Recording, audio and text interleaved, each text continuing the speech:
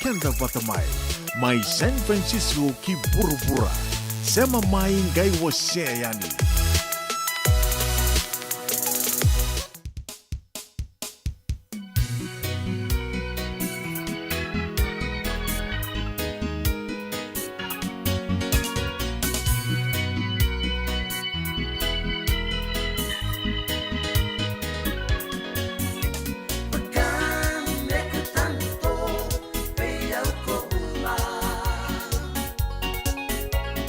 Nunggu malalaki kemuni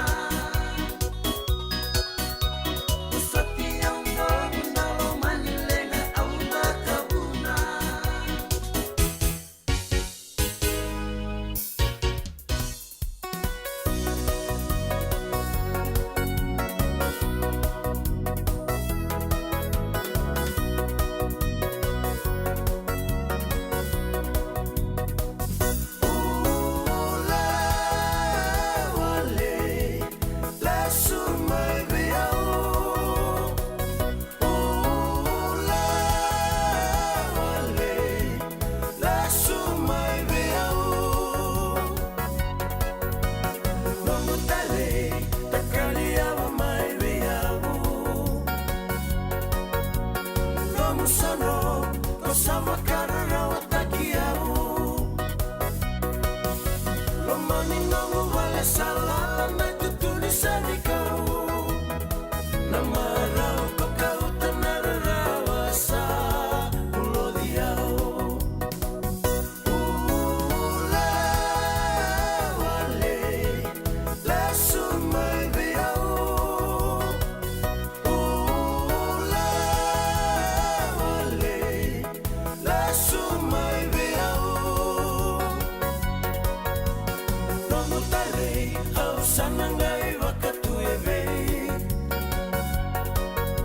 Nangalili at tangi kinawakaoilay. Nimbongi vida wale no mutiko katawan day. Mindu at taningan na lumamungay marilay. Ula wale la sumay biyaw. Ula wale la sumay biyaw.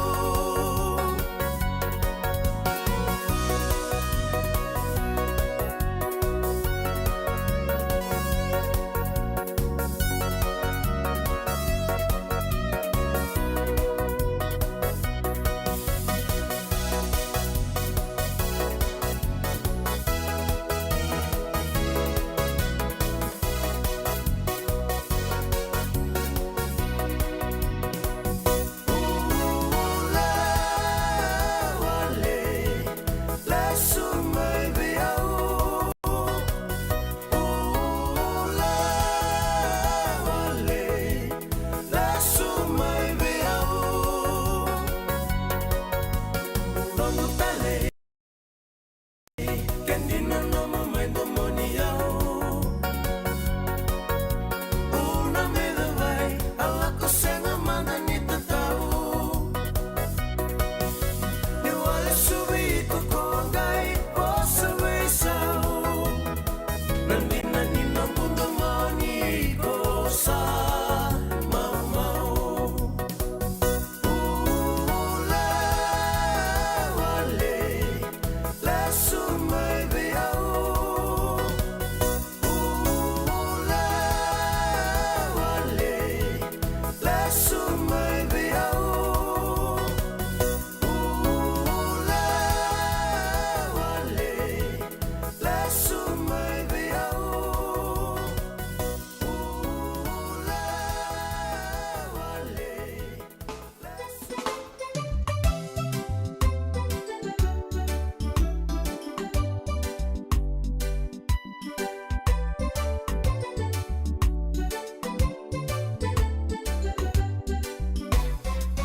Sasi abuti oyani ka amalua haemu amida.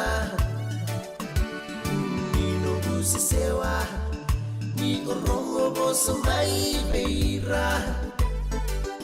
Iko taula bangatali na beibo sa ele da mutiina. Ere ba avenu samo de mola ibanundia. Singa sutini anga no beibo sa kola irungo damai. Owai atona elonu uninomu may rawai. Taula ni beitawa sei sa roro ti o mai. Sambaleti onga ni osaru ya no ai. Awanui da atu mendaru mai ti o marau. Neba aya tori ina na yala yala ni nondaru mai bau. O bakanando kuya ele no muposa tatau beyau. Iko melu batatani na nondaru mamani ba mau. Sala imode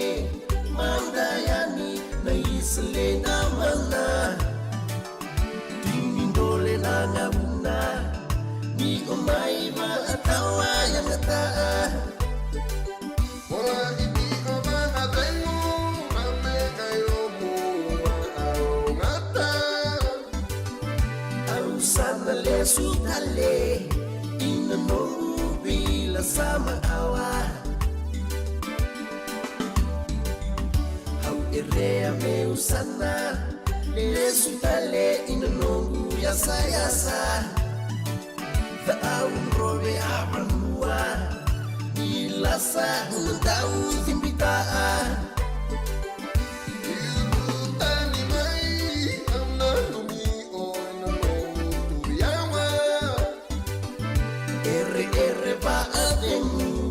Samo de mola iba dukundia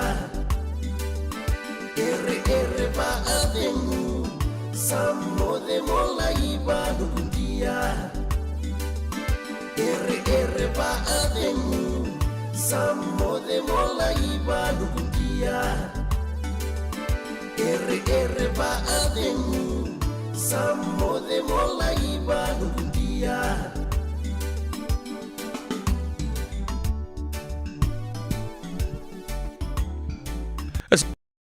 Kawal meniti radio mbulu ndo mata San Francisco ni mbulu benang turungan marama daru kena ngone ni mbulu benang rangone na sa wole do bito kadi na kabi de vingra de bo de benang taka ni raun daru mai sota tale ni mbulu benang kena marau na kabi ni singa lotu lebu ni ko sa kerusa bulu singa begitu e sanango na bunolo mano vici sa kerusa bulu kandu ni singa sa itu tabi du tapa baga dor chicken ngono go raw menda sema mai na live ni radio mbulu ndo mata na kabi na ni ko sa baga sabu sak chicken baga mbula na bata-bata baga tengo San Francisco totok sartu dan raki kata-kata binang tu na singa singa liu binang ni kuwa ni sanga iko toka ni baga malua me lakin romo ni takui malolo anti mati ni singa na kabi de bingra bin tangi bola tonga mai na tamu ni na nomu ni bina numi na seri gai kere talanga moninge wasietu yani non to bata-bata radio mbulan do bata na Facebook page kena live cukup bikin tanda kabi de bingra bin tai waktu lagi na YouTube channel arano ni sar-sar kina ngono sarangango se nangono beka ni saati ngumbe kina moni taka-taka na kabi sombe kana programu ni ngandrepa moni ndau sarapa radio ni na ngol listale na YouTube type tag nga na radio mbulon do bata sarau ni tuiki ala vi mo kena vi matangali vingravi sa baga duro cheni bikamne bi singa saochi tu katu ni pokok pinang katu kina raun yo sarabolis tale nguna oning ngala kina pokok pinang tang ni bitokan na kam ni bing karabi tai ya santana rongo taman tai ni non de rongo na wasini ngonongo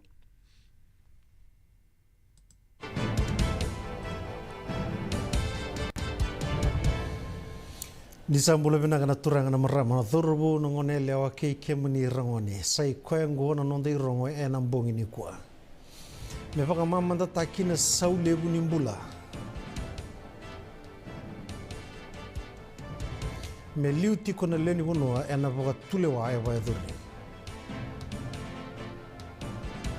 Nuindei na president ni Fiji Secondary School Athletics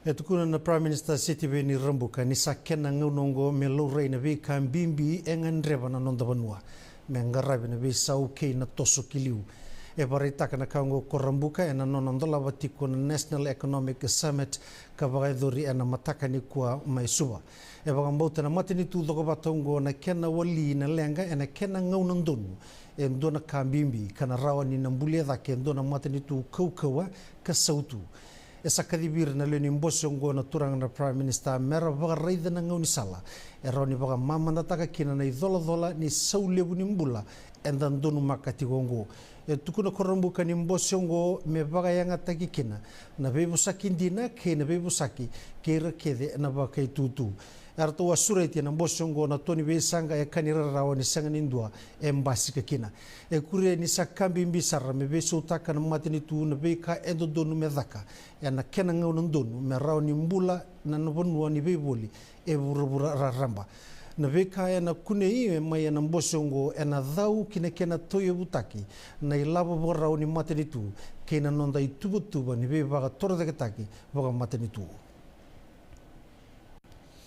Etukuna na bugi ni Prime Minister ka Minister ni bei kaboi labo ko Professor Biman Prasad ni mbosongo na National Economic Summit e boga tigebu ni ndone lago bo ni bei talanoa soliba kasama yana kena sangai merawati na mbole ni mbula boi labo e tarati gona nonda bonua etukuna ko Professor Prasad ni kebaka engandrebi menda mbule binaka na nonda bei mataka enangandrebi kina na boga bure labo kena bangata kina boga bure labo ena taura elibune labo na lenga ga stabe na bengu na sawoti e sabaga pulida na matani tuongo mendina na nona ngaraba na nona itabi kamendo labi ko ai tiko kina be ba kasama me wali kina na lenga ni nonda bonua e ka ko Professor Prasad ni ngandrebi metre da ketale na yalundina ni be songo na mbose singarongo e baga na mate ni be ka e sotabatiko e na ngonongo na mate ni tu kabaga kina na kena lourai na sala me bukea na mate ni tu e na bengo na me muri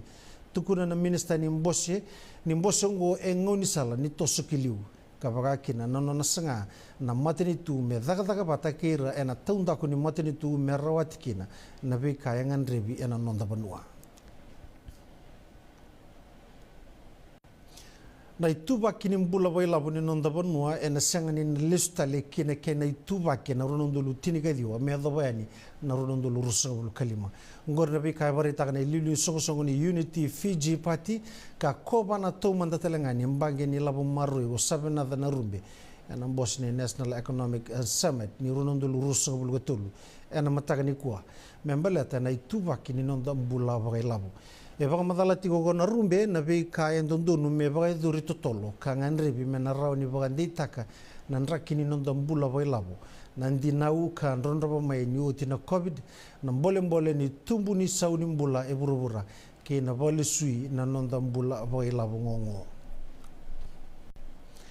na ndraki mama dai tarai kenda tiko e tomana tikunga na lenga ni wai mai lami suba ke no suri na tau ni uda mane ka tiniga li mane singa gini ka tiniga onu ni singa ni April ni amba kiongo e mbabuke toka pakalaila ina tumbu ni wai e wai manu ke na udi wai mai sabura ia e senga ngani walia sarna lenga ka lora ni lutu tiko pa malu ni boru ni wai kan dina ngani ya tau tiko na uda e na mua ni mada o sauti e tukuna na Chief Operating Officer ni tampana ni wai ko Seru Sonderberg na uda ka tau mai suba na usuri e senga ni rauta me pakatawai kina na udi wai ke na wai bure karo soli wai tiko kina udi wai na wai manu ke sabura e tukuna ko Zoderberg me sau wakadodonu ni kena pakalele taki sombu na nrondri wai kene pakatangende ene bure ni wai satarai talenga kina na kena barota kina wai katara na kena baka una bengarabi na leo ni banua e sato mana tigo na tambana ni wai na kena buno taki me mani ni taki na vanga taki ni wai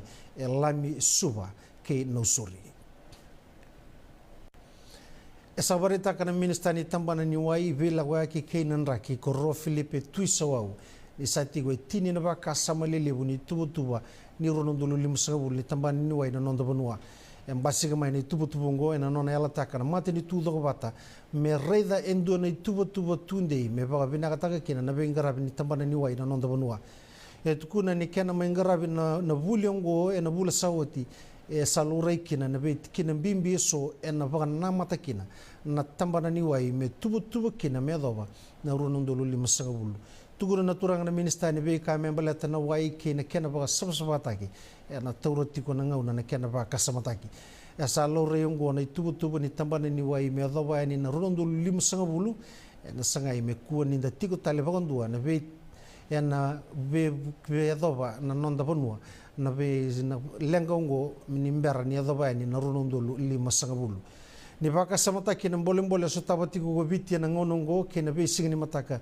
e sangande bikina na ndui ni rai me to ye butaki kina e dona revutu ke na dona tubutuba ni daga ni wai na rondolo limsangabulu na suitu ni tubutuba ni tambana ni wai ni rondolo limsangabulu menanganga roni kina ka tubutuba kina oga kina na be kango sai kwa na ndui ni nraki be sawe la udurumi na banua kena sama kina sarbanua na tunde ni mbula bai labo na ngarabi ni tambana ni mbula kena bai valitaki kena tik ngarabi bobinaka nanonda mbula bai labo e abe usagita kena National Economic Summit ni kwa na lenga ni wai e sotabiti kwa na ngonongo Vosta tiko na vuni bola liu ni songo ni Fiji First Party ka vuni lewa e liu ko aya Sayed Kayum na no namba dilaki kauma i me baga toringi bertu na tambana ni bengarabi ni bivanga ngai na CID na lomundo nu ni ndona somate ka tiko kina na noa e ka ni sabaka ma endo na baga sa te boro politiki e ka e Kayum ni rarawataka ni lai kauma i kina volleyball bola ni CID na lomundo nu ni ndona somate e ka tiko kina ka sanga ni baga ndonu iba me baga oti na somate oya ena nona vosa tiko gina tambana ni vole tugu e baga ndei taka ni nona baga thengu itu baga wawana director ni ndobe mbe taka ni mate ni tu ko Christopher Pride e sanga ni ndona ka e adaka baki no kwa e ka o Kayum ni volleyball ni ndobe mbe taka ni mate ni tu e tu baga taki kwenga ka sanga ni ndodonu me kadivi na ndobe mbe taka ni mate ni tu mai bua na vuni lawa me reidi kwa me baka e ripote taki Ratori bola mana Fiji Enterprise Engine cohorts program it lewe tini kawana lewe ni wonua na vuli ni business lalai kara rawata maiki na bola kara bukira mernandola ba ndu na nonra business ka baro tegira tale kinando ni batangi ngende na muturara ni business kara bare tegina ka kibira na sangati go gena ngon sala ba ndur business Rati na program go na Fiji Commerce and Employees Federation na Itauke Trust Fund Board kena ministry ni beboli kena business lalai dona leso ni gatori bagan bimbi na program go sai na accounting kena finance management karto bagan dikeba na kena ngaroni na beka boy lavo ke na kena vaka volataki tukuna na buni lewa ni Fiji Commerce ni bulengo na varau takir na ndau business lalai mer na tubarau na vuruvura ni business tukuna kombatiweti ni lewe walu na toribola maina runondolu tini kadiwa sarau ni kire ono nrawas ngul karunondol nandola na grant keina loan va unge tiriti na toribolongo na vuni lewani Tauke Trust Fund Board ko Aisake Teito mervaka samataka sona ka na taunda kuni non business mervaka ni business lalai tu kina na ki merandola bakina na katumba bailabo ni nonda banua koira na toribola mana program ngo sai ko na creation na 23 na Zoom Fiji Environment Tech Solution Pacific mbia idake Women's Corporation Learning and Development Upskills Yourself Private Limited na Crazy Bytes Hybrid Auto na Merck na Vuni Sereki Enterprise na Vatuningo na Holdings Wasanitandra na Seibua Organic Farms Cavalicious Tabiuni kena Uplifting Wellness Fatiaki ni sambula bina talamai kinengito esanu indeitu na president ni Fiji Secondary School Athletics Association ko Marika Ulunadeba ni na oso sar na sarangito na Coca-Cola Games na mbakengo kandina nga ni muoni madha oso so ningito na senga wala nga nirna tiko na tol nangito na tol na singa ningito ngo na leo tol ndolu na ndongito erna tiko telanga kina na tumbu na vuli oti na ndoni be susu marna tiko karabangan dina taka nangito lebu ndondo ena nonda deva ni Pasifika mebokani na ngara vitali tinga nangito ni nrua ena mon ni madha batanga e vaidori kina na final ni co games e vangambota ko ulu ne deva ni na oso na vali ni sarsara na HFC Stadium ena singa varwai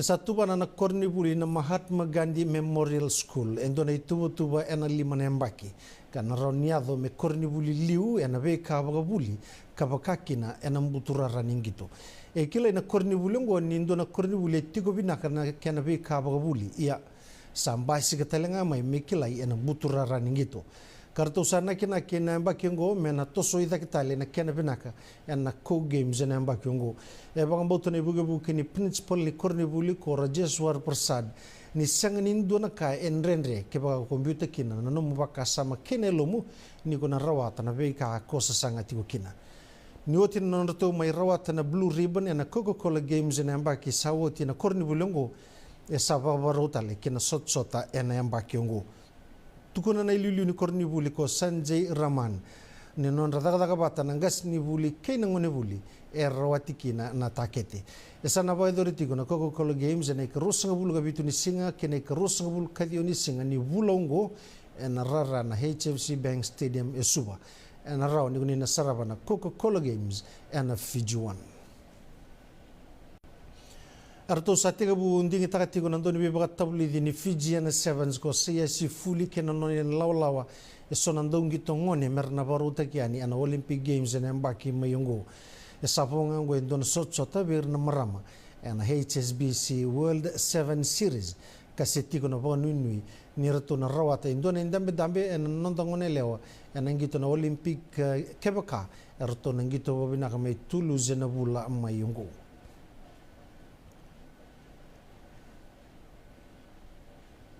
Nangito baru nganggo me kito na qualify na Olympics seni nangito rarawa na andre tak na andre kito sana bana matetikin na autueti ni series go me kito na solia keve na kakeve kito na solia membalata na nanda banua merani da nelingito tiko na Olympic na bakimengo.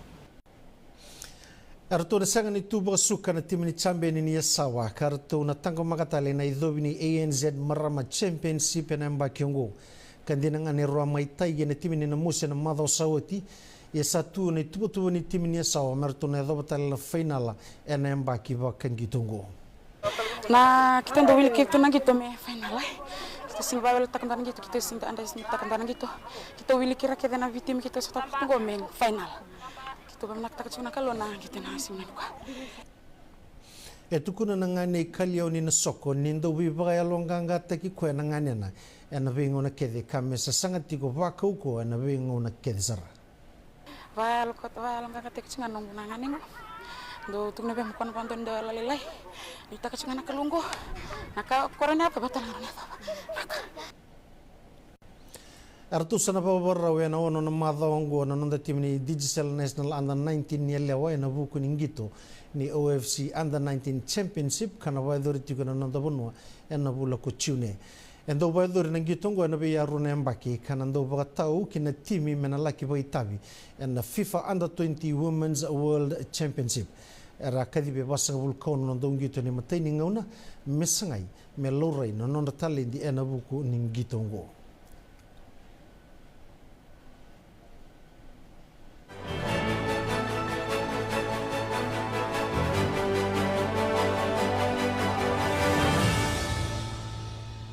Na tugu nin rake rau mai nandi to toka nan rake na bunga no nonda be bononi kuwa ngai bakle na uda na singele bo bagambimbi na rani nonda be yan mianu lelebu ya tarati ko na debo ni atukuka ke new ye endu na uwa nin rake susua kando tale la gitara rotuma tigo mai endu tale na uwa nin rake susua e tarati ko na bonu akortuma.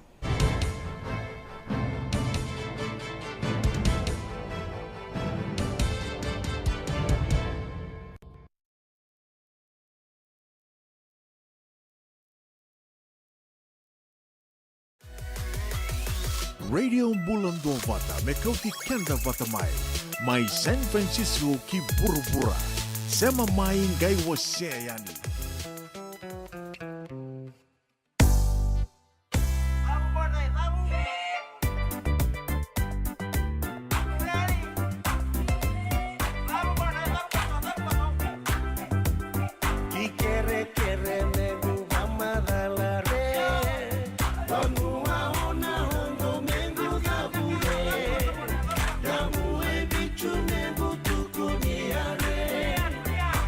Isha kitchen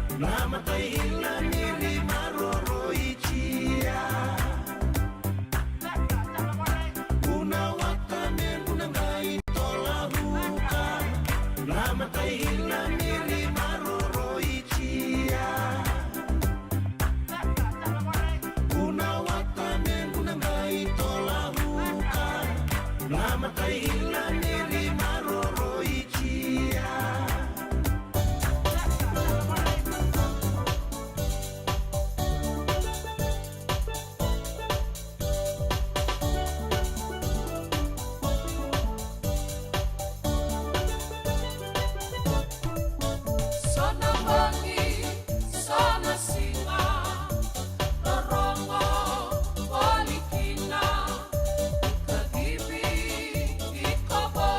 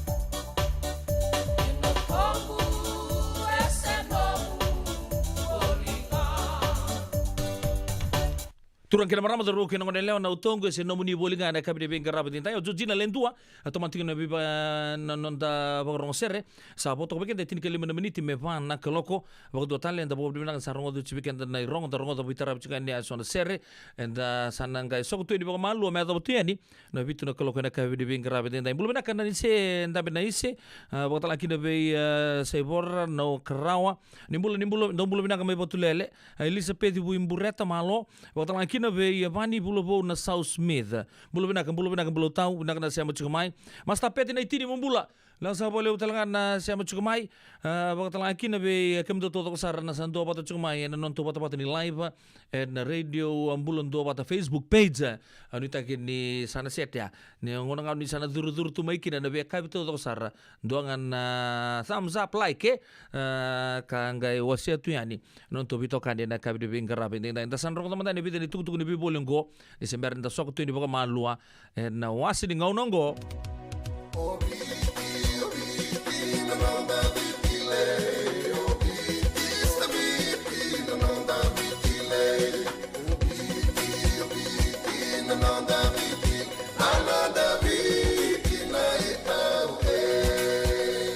Na nonda biti ke ngasini buli paulangereki rongodi ena 5 na kaloko ena kabini lotule be kemudo e Amerika tini karona kaloko ena singale buli baka romboka be kemudo mai viti ena radio mbula tua bata San Francisco me kauti kenda bata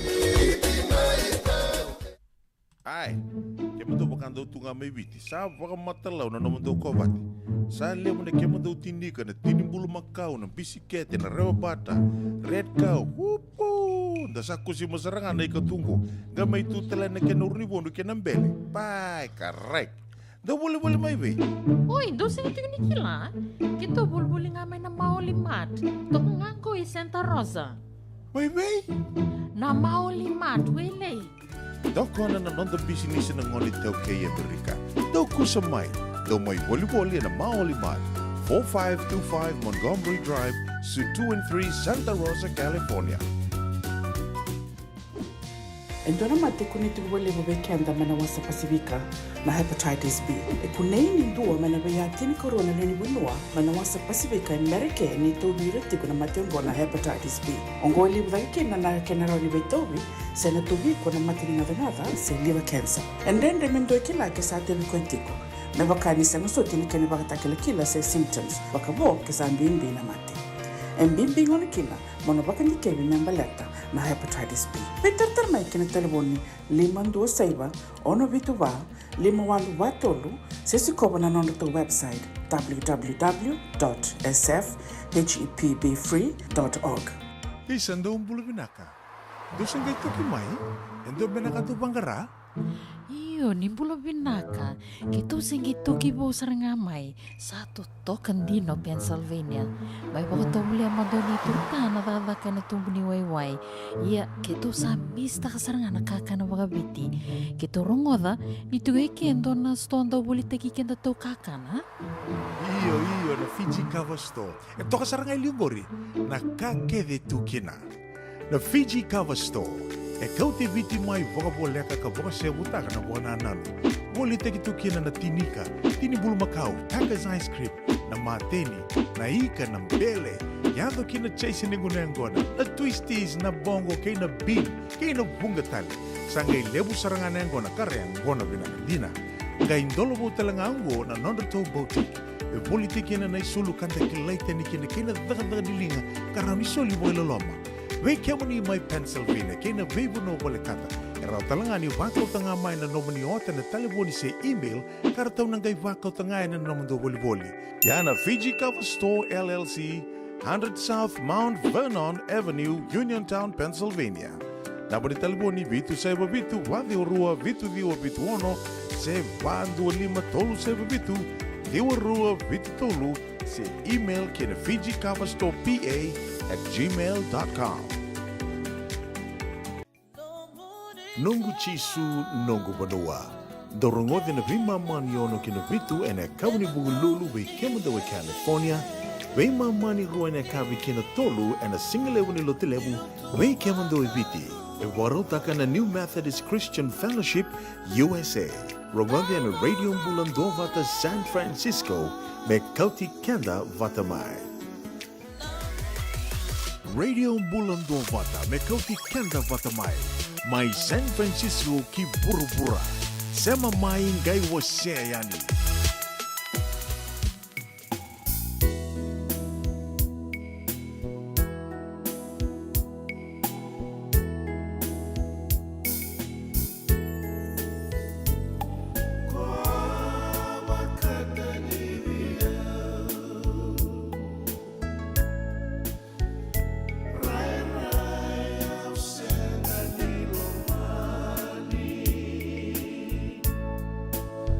Sa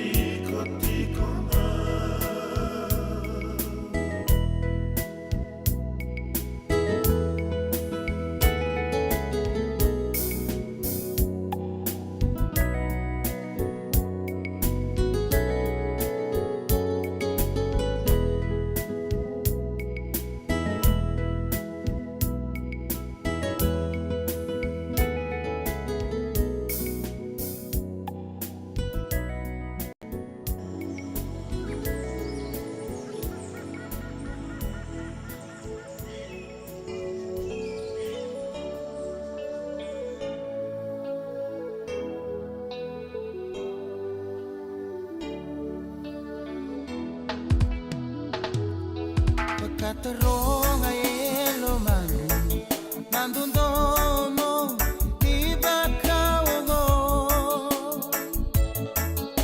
Nawere sama tua Vangidava Kaya santonuya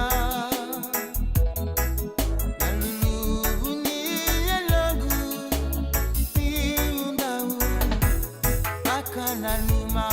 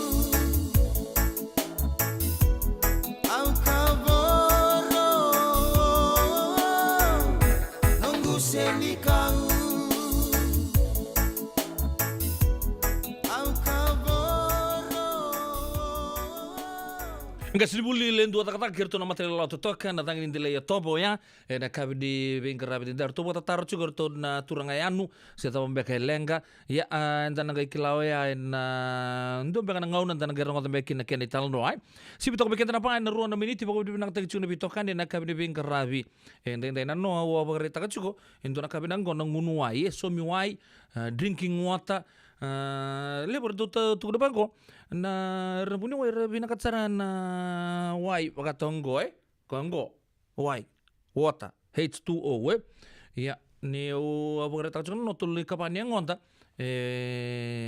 is water wai ke mambale ndo na kapaya ya na no ngata ke na bi matangali ka to tali tu weekenda ya mende kelati begitu mendengar ni wai ndo na wasile bunia ngonta o ya wai ya ni bore ta juga ni ndo no metolu na litan tang nu bando sing sepa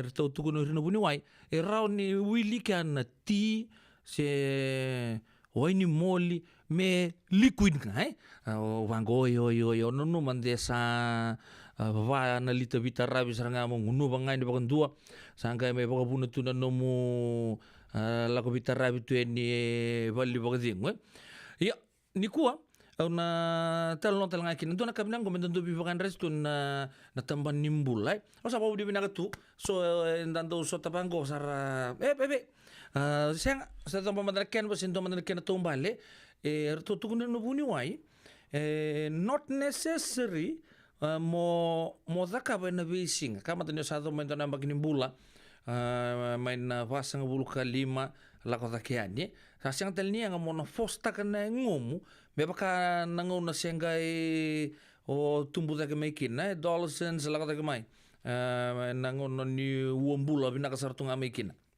orto to kuna ke baka mandanga baka tolu mandanga ndo na madao sa ke bitu na singa ndo na madao ke mambal ke baka na tiga buna monichi roni skip na monichi le buke lulu o tia sangke le baka rumbu kasar ding tolungan na singa na lomo ni vitu na singa mo ya pala tekin ne ngomu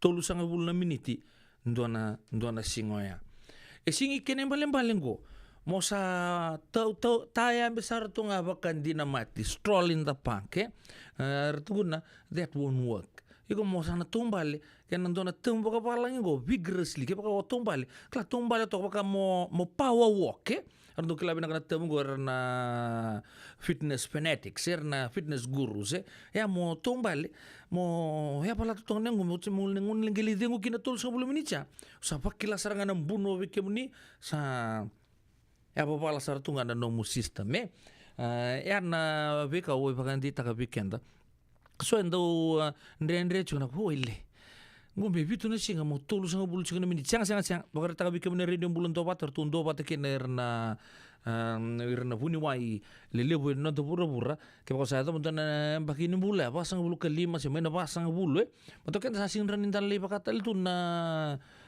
mtona mbagi chini kawal sa o bakar taka chuko nangona ke tendayan rekina ntona mata kananta kuku lutu sompo sing na kuku ta ke chunga ya na kaya ke bako no bakar ta bobinaka saruta talenga melebu gorong dia bobinak melebu nangona ngai zingu kinata kata kan yandu kata tunga na office ngai biasa sangat ki ko na kor melei teizar sangga le ya bola ta kuku telengon main 5 bulu ke 5 se hono 5 bulu kilana tau itu tolo sarnga ki non rendo tobi mate se satu tolo sarnga ki non rasa le te tarawau se non rasa liu ni weekend nangono gombala tini tau sa sanga di biro rau so don moke o sa dingo ko na 5 bulu ke 5 o mo sangga le ia ni na zuki na ken vete da ke tondua siya ni rau ardo tu na wekan kumaira war mesoa kembali tu sa rochken to mandangan na bekan tu siya mato mengo na buno tu tani to kina tu ya bapal to mandakin do na treadmill to ngori rando tumbale to mandangan kina tul sanga bulo miniti waka tolu enan do na madao singkai mo sabaka mo burden tagiani mo sakaba ya me na rani waka bulo te ken tunga ya bala tu binaka non dan ra okay ner tuku na buni wai at least 30 minutes of moderate physical activity every day.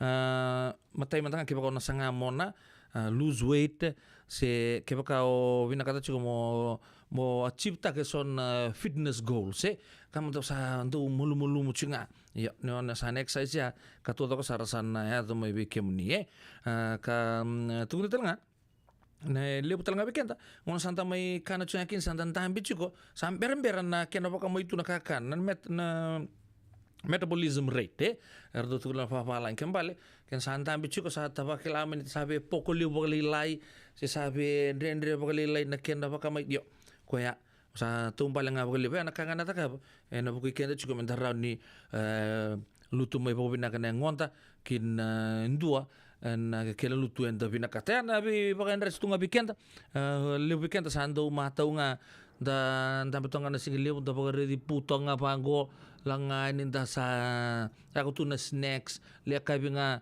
da le sili nga da le sumain da main dambe sa may de otoka ata yenda vai kabi o cha santanga mi sar TV tu nga sa itaki tuang kipu ro na boso le ni ro sa mode dar sa may mode tal tunga ni malua sa cycle tunga sa cycle tunga pan ka sa sana bebendre mantanga ki no baka samtaka mo ya bawalia sabon di take and touch kain go na radio bulun do bata sing do na kain rendre sing talanganin do na ka sabon go sembera en del buru go so na pango oye koya ko sa bibi ayam bakili mo sa bulu mai sa bo boleh to kain ko ne kedio kilo bula sana bibi taro to sa medar bola to kala lain ngono rongot zala to dok nangai singin raw to dok na kango keba kandor sa ndabo ya de ndabo ndor sa ngalin ndabo na bunu watu kuno chenu ya kembali dichungabi ke dor ding numbula na apa bala na katodo ka dor serani balat sebaby Wakai lavo ena bagarobuka Radio Bulan do Wata San Francisco Mekauti kanda watamai. So if you're interested in learning, right? Our campaign is open to everybody. So we would love to be able to provide you a basic education on finance. Kaya bakay long binakamayan sana kadua, sana tiko binakatalingana kena isaw. If you are thinking that, you will attract that. Na raw ko lang nga nito sa kemisaw, na baka na ibakatangan na yan din inomutumbo. Prangoda na imbalan-balan di vaka sa manggo kena bunga tele na nonda programa boro taki. Ano ono na kaloko na via kami di boro buka vi kemudo ya Amerika. Doon na kaloko na singile ni boro wai vi kemudo mai viti. Wakai lavo ena boro buka. Prangodi kena nanon rai vaka sala na kena daw ena vika wakai lavo. Radio Bulan do Wata San Francisco.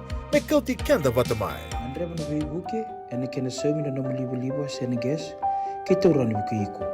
Girita mai na empower ena ono rua ono saiba dua liwa ono. Ai, kemudo bakando tunga mai viti. Sa vaka matalau na namundo kobati.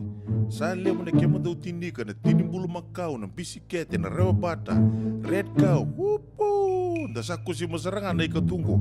Gamay tutala na kenurni bondo kenambele. Pai, correct. Da boleh mai ve. Oi, dosa itu ni kila. Kita boleh ngamai na maulimat. Tok ngangko i Santa Rosa. Mai ve? Na maulimat wele. Doko na nonda business na ngoni tau kay Amerika. Doko sa mai. Do mai wali na maulimat. 4525 Montgomery Drive, Suite 2 and 3, Santa Rosa, California. Senga, isang doon din na maraw kinabagay lewo wakila. Wala ka? Kesa mani kadibi na nongumbula, kemundo sana senga nilenga.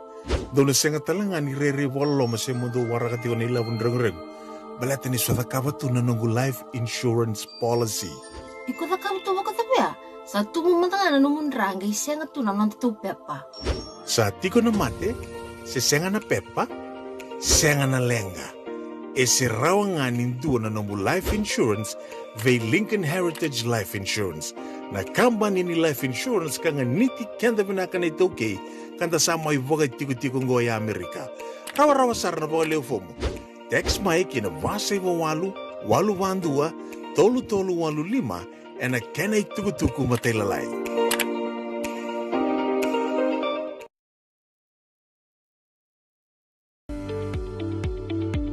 Yavalata, Deonangai Velata, and Radio Bulan Duavata. Veitalono te kina na vika membaleta na nondong bula. Mai wei ira na kanandao mai na tambana ni bula so. Nasi na puniwai. Rangoven na bana kaloka na vei kabini tu city and na veito kone ni Lincoln Heritage Life Insurance. Na kambani ni Life Insurance kanganiti kanda na kaiwiti Amerika. Na belum sertur kan maram dar roken ngon leo sibna pa en tini kerua na menite opedeli na nomo din tawde bengarabi en radio bulan do bata San Francisco lebih nak sartungan singa en kabi ne bengarabi din tayo kelas angon tal cukan ni bagara utag sigde bagas gelebu main nonda punol moni bichi bagara ita katong mengo oliti tubakawa ni saat ini kendua nak kelok en nabi dan menit saun ti kembali habis itu tong bekan tini kendua na tini kerua na menit me bekan sa sibna pa en tini kerua na menit be kito na rake mereke sa tabu chukan bagan ni binaka na be tabi ni son da bagai tabi tekian tigina en ngono go so er sangia da bekan mode so er katalau chukan ngono go so satu tol sarnon bagas geleb mai biti rasama chuk mai na be kampanye na be tambani matin tu na kene be volleyball to do sar ba mul tal chungani be kemni sangi siam chuk mai merke en buno ni bengarab to kina ba mul ber na turangan merama rasama sar tu mai na mai Pennsylvania en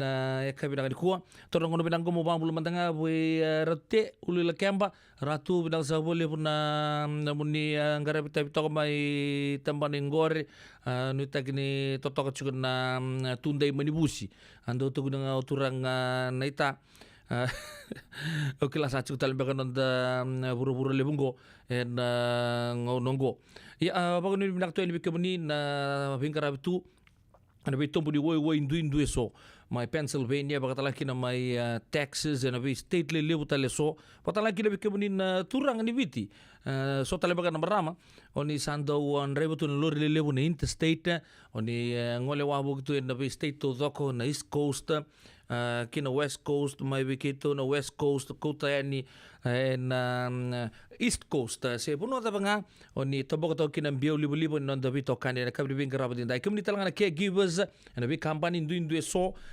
California bakatala kina mai Seattle mai Pennsylvania kina ave state indu so ndo bulu mai Hawaii nita kini makar se juga non da bito kane ena ekabri bengarabe dindai abang bulu cukup bichole suma mai lo tokan bulu benaka nak sa boleh bujo na siam cumai kekem do to sarna nomuni mati lawa main city kami ni suka mai lo tokan bulu benaka maramakai latila tendapeta ni bulu benaka malom bula litia tu bakawa nak na siam cumai ba kanu ni benaka talanga be false eteri tu manu ana kabe na kuwa watala kine be mbui TJ toka ni bulu benaka maramana itakai nakasa boleh budak siam cukumai ena buno nimba di vili new to kida deka benang ni kuwa alipate vanda za mai buna ni bulu benaka selo bitalan kina be masta pete na itini kikemni to saro ni ndo pada cukumai ena ekabi de bengarabi ndai ndai ya na sere kataraba uklan sa ku kota lucukan na ibolu bossa na buku ni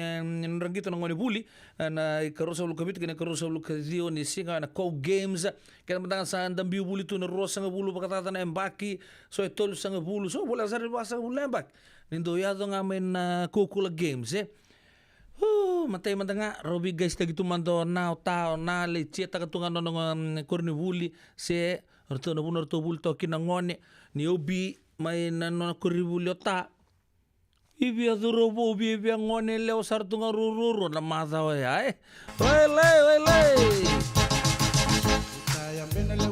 nimbula awale kana cokes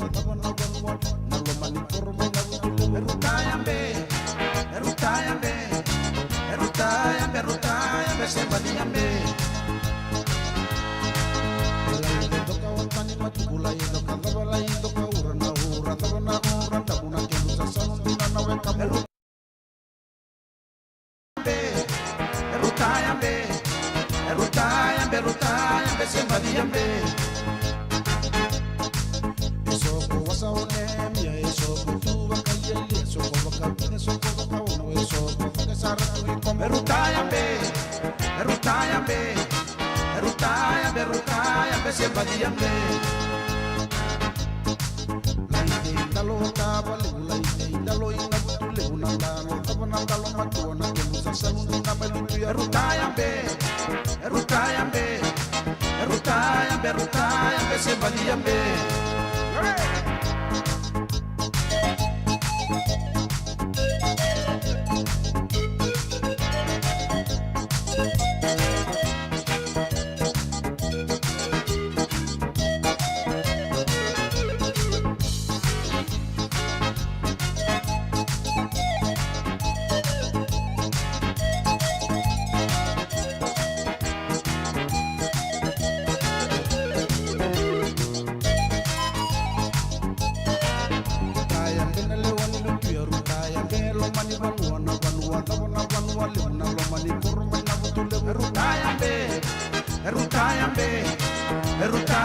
Rutayambe sebadiyambe. Laido toka watani matukula ido kandaba laido kaura na ura daba na ura tamuna kemusa saludina na weka. Rutayambe sebadiyambe. Eso to wasa onelia eso to tuba kalia ilia eso to baka vida eso to baka ono eso to take saratu ni como rutayambe sebadiyambe. Laite indalo tava legu laite indalo ina mutule unandalo tava nandalo matua na kemu sasalundi na malutu ya rutayambe sebadiyambe.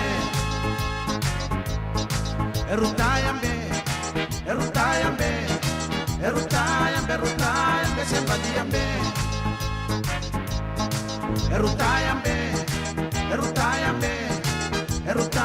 Rutayambe sebadiyambe.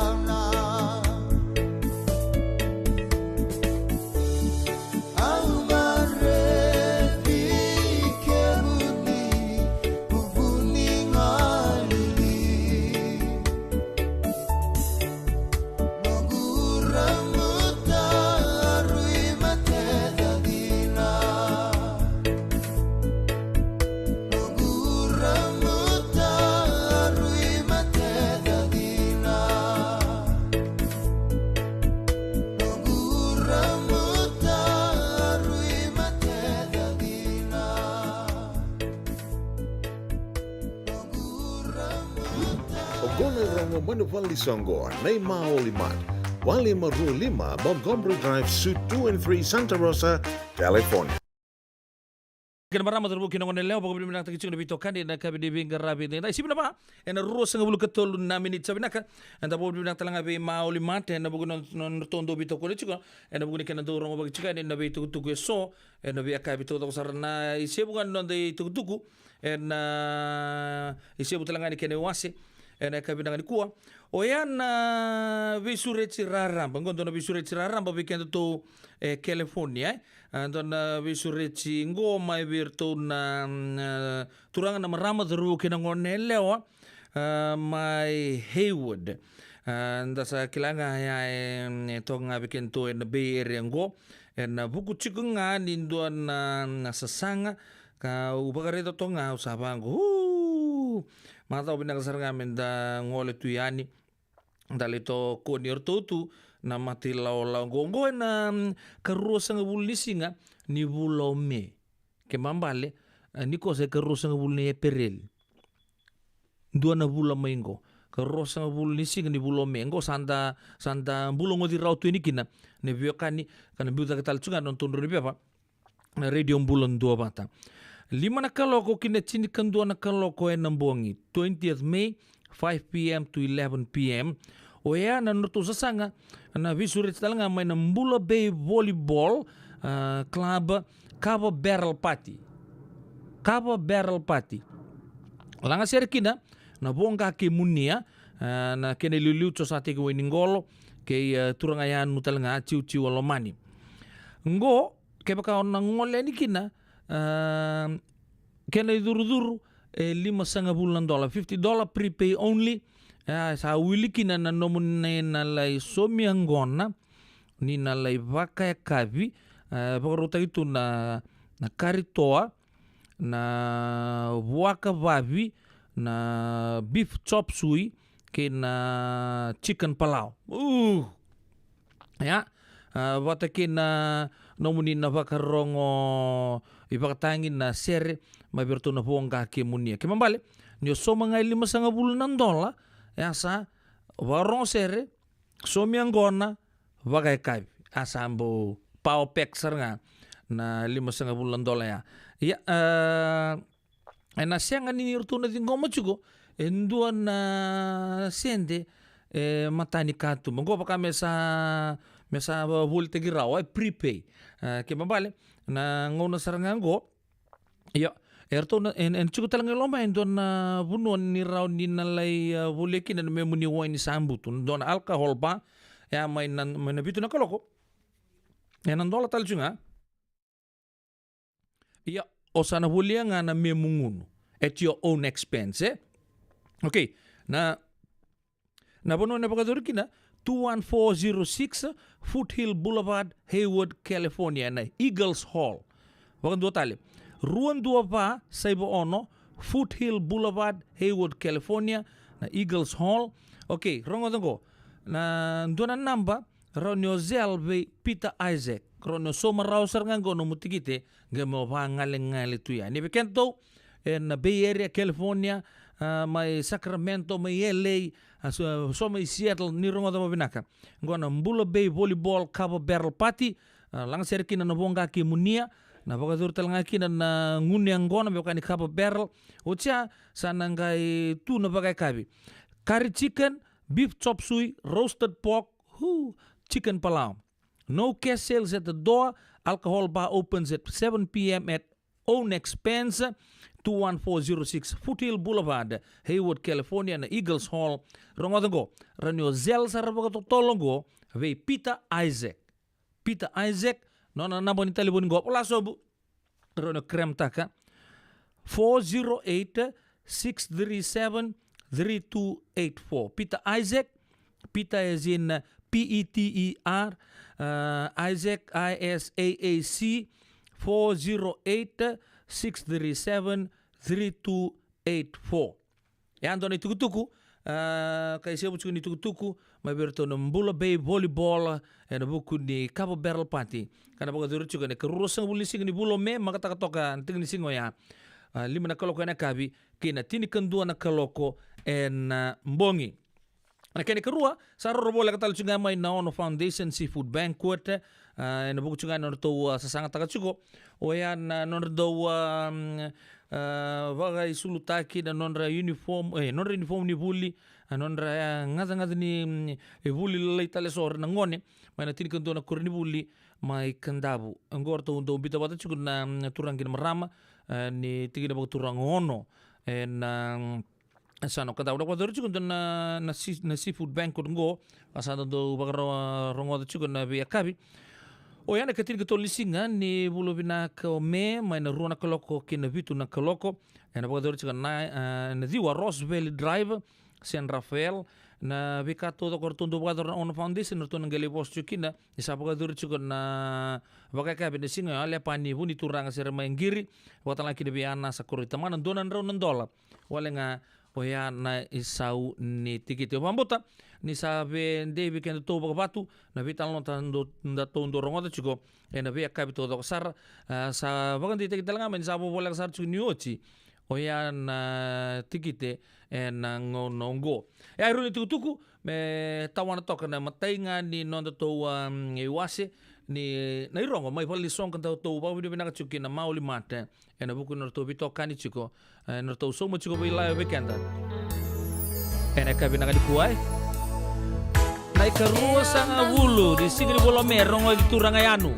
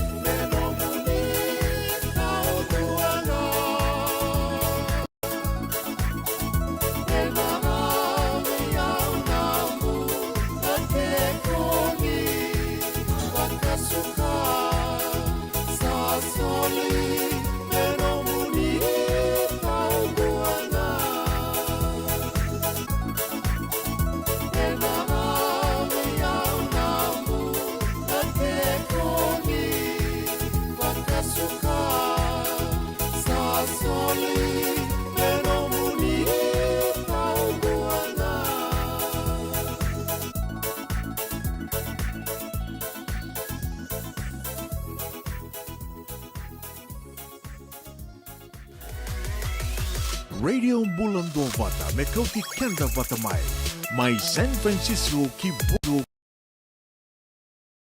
yani.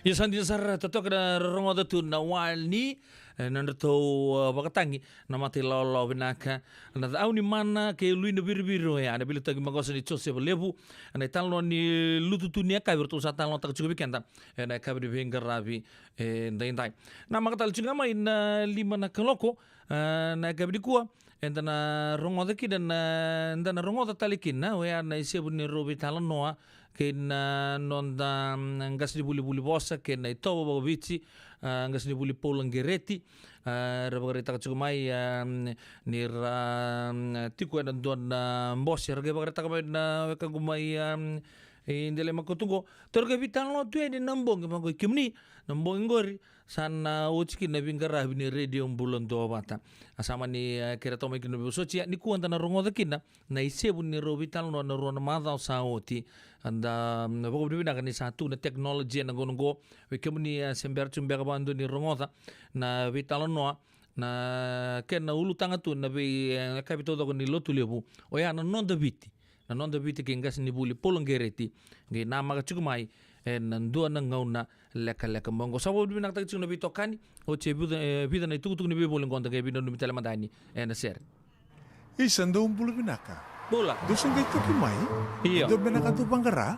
Levo. Iyo, nimbulo binaka. Kito singi toki bo sarangamay. Satu token dino Pennsylvania. May bako tomuli ang madoni turtana dadaka na tumbuni wayway. Iya, kito sa mista kasaranga nakaka na wagabiti. Kito rongoda, nitugay kendo na stonda bulitagi kenda to kakana. Iyo, na Fiji Cover Store. Ito kasaranga iliyugori. Nakakede tukina. Na Fiji Cover Store. Kau te viti mai wakaboleka ka waka sebutaka na wana nanu. Woli te kitukina na tinika, tini bulu makau, Taka's Ice Cream, na mateni, na ika, na mbele. Yado kina chase ningunengona, na twisties, na bongo, kay na bean, kay na bungatali. Sangay lebu saranganengona, kareang gona binanandina. Ngay indolo mo talangango na nondato boutique. Woli te kina na isulu kanta kilaita ni kina daga nilinga, karang isoli mo ilaloma. Wei kiamani mai Pennsylvania, kena veivu no wale kata. Erau talangani wakau tanga mai na nomani ota na telefoni se email, karatau nangai wakau tanga na nomando wali. Yana Fiji Cover Store LLC, 100 South Mount Vernon Avenue, Uniontown, Pennsylvania. Nabani telefoni vitu seba vitu, wadi orua vitu diwa vitu ono, se wandu lima tolu seba vitu, diwa rua vitu tolu, se email kena Fiji Cover Store PA@gmail.com. Nungu chisu nungu banua. Dorongote na vima mani ono kina vitu ene kawani bungu lulu we kemada we California. Vima mani rua ene kawi kina tolu ene singalewu ni lotilewu we kemada we viti. E warotaka na New Methodist Christian Fellowship USA. Rongote ene radio mbulan do vata San Francisco me kauti kenda vata mai. Jangan bega ni pais tagi tigo na mulore na buku ni smoke check kita urang ni buku iko. Girita mai na nitu team ni Empower Team and Southern California Pacific Islander Community Response Team mo kuneki na nabibu ka bagay labo kasi ni saumi. Gir mai na ono rua ono saiba dua liwa ono. E levo tu na matanggali life insurance e Amerika. Kalevo talangan na kena itu. Ia na Lincoln Heritage Life Insurance yang niti kanda mga binaka na ito kay kanda sa may mga tigo-tigo na buno lewo. Kaya wala may wangande, so sa may mga tigo-tigo tunday. O tawi matitiko si Sen. Raw sara na mga lewo. Katigo talangan na ilawi maruroy. Lincoln Heritage Life Insurance. Nakamba ni dondo nga ito sa mga claim and na loma ni rosa nga bulo ka pa niya uwa kesa maniyata na lenga kesa oti karuan na yung baki. Sigaw mo na website ko itong gori sa TextMy. Kinabasi mo walu-wandua, tolu-tolu-walu-lima, e na kinay-tugu-tugu matay na lang. Lincoln Heritage Life Insurance.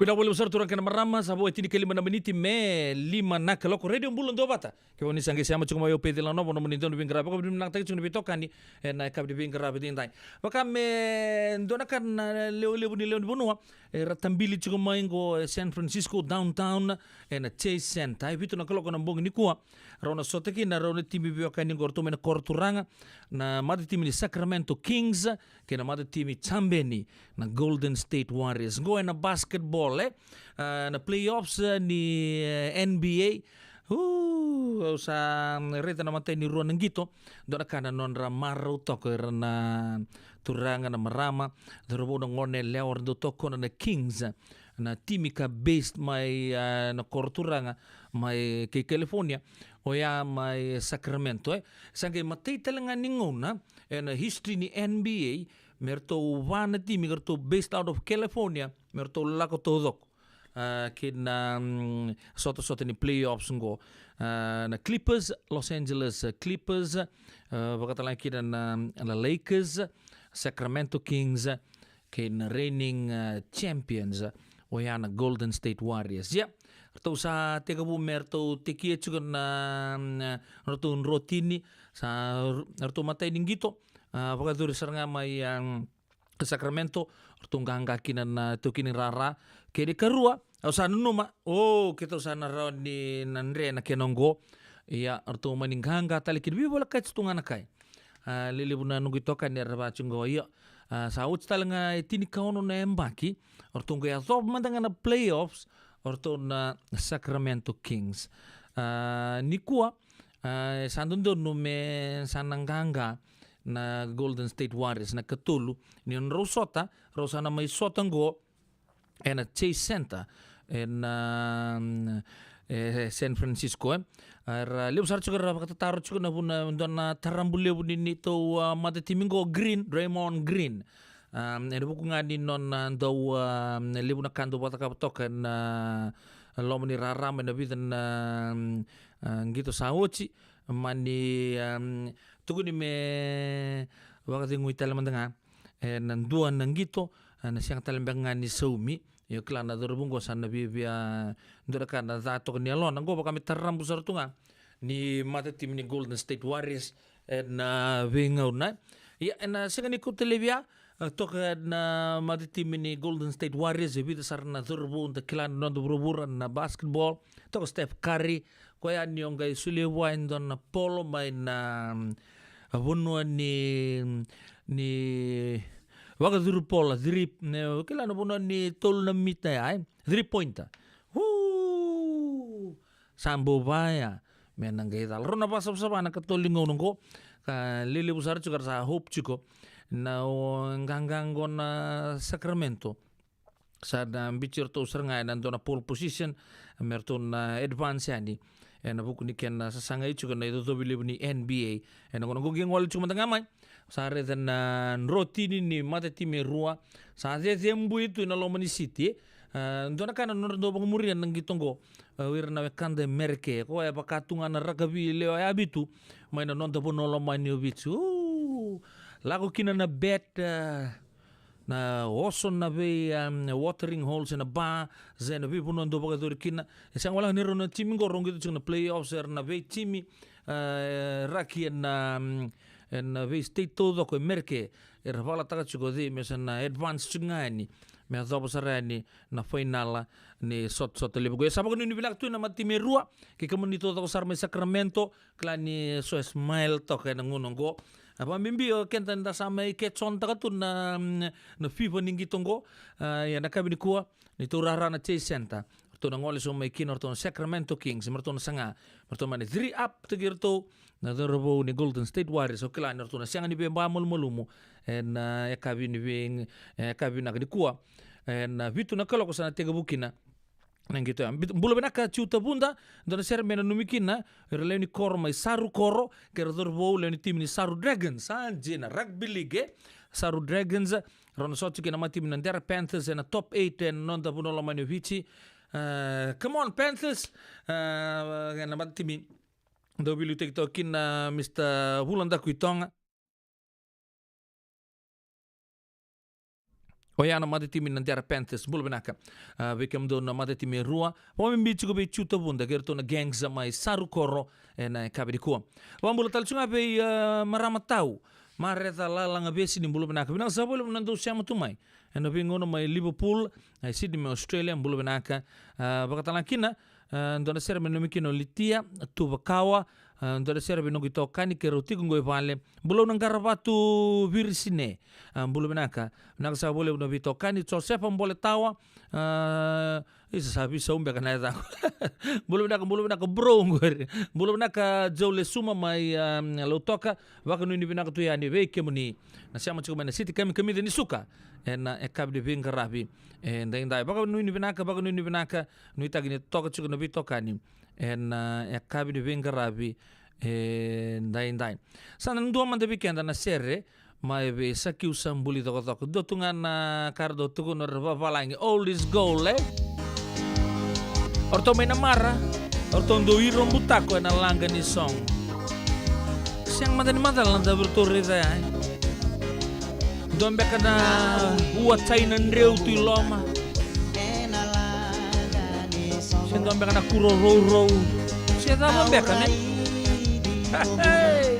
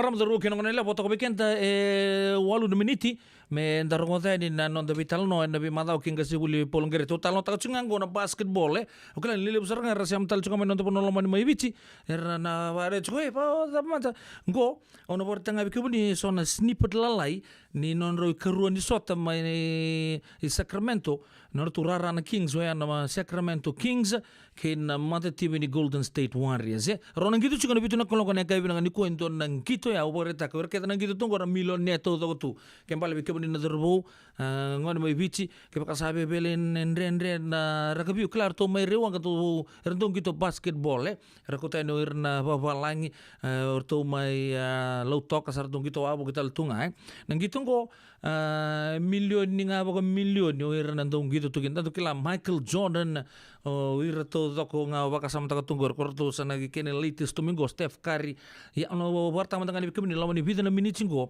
what to expect en ngito kana baga duri en mbongi ni kuai beka melindo taltak na basketball may non bonua ni sarabo. Longest postseason drought in North American pro sports, and they did it in style.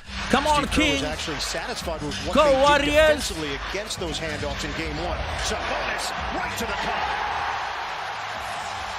Mike Brown expected from Domantas Sabonis in this game, struggled finishing at the rim, but not that time with the left hand right inside. Sabonis went 5 of 17 in Game 1. Curry answers from the corner.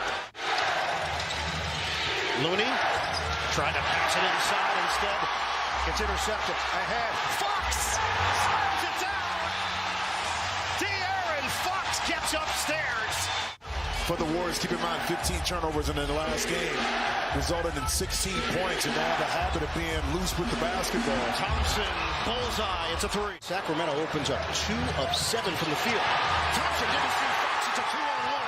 Barnes, finish! Harrison Barnes hard to the hole.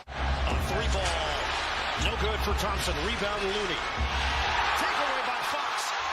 Fox has got the angle. Golden State on the road, 11-30 this year. That's astounding. They went 33-8 at home. Green, bottom on a 3. They'll probably get better as he loosens up a little bit. Spring left ankle. Kerr told us 50-50 shot he was going to play. Looney hammers it down. Mike Brown going a little deeper in this opening quarter, looking for something. His team has been stuck at 8 points. Sabonis, the spin. Crowd flips it up. Good. And a foul. Mitchell working around the screen. Curry continues on the drive. DiVincenzo the ball fake. Monk is in. Curry got a 3.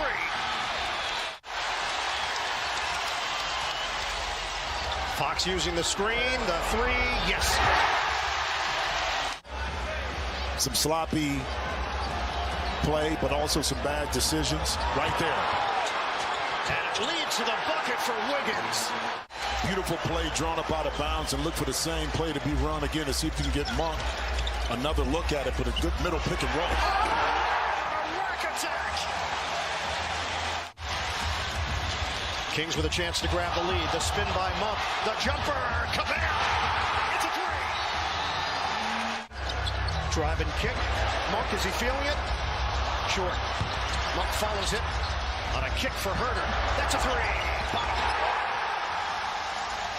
Oh, double dribble. He's wanted it. Yeah, he put it down. Thompson against Len. Thompson. Left hand shovel. Klay Thompson. But when your defense is not holding court, you turn it over, then you're going to be at a negative. We see that right now. Monk puts it up. And Curry's got the board. Green gets tied up. And attack maneuvers. And he hits the intermediate jump shot. And able to finish and get 2 feet in the paint or just to his mid-range game. Curry crosses on Sabonis and lays it in with a scoop to the hoop. Knotted at 95 apiece.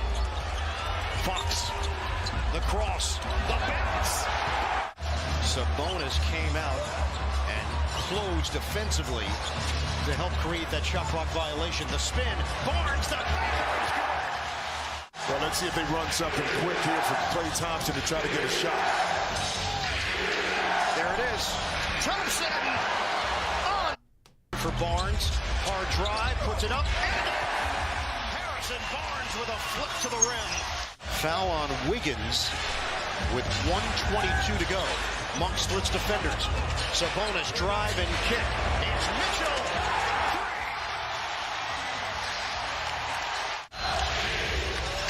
15 seconds left. Thompson fires and connects for 3. They're 12 seconds away from facing that deficit. Sabonis rocks the rim. 7 seconds left. Wiggins. And that's it. Light the beam. What a scene in Sacramento. Radio Bulando Vata me kauti kenda vata mai San Francisco ki burubura sema mai ngai waseyani. Scott Twardowski is the alternate.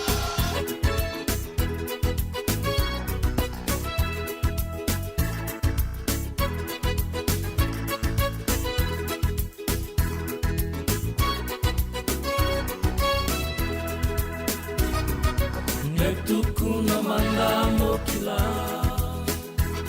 kamekuwa niko wakati tinga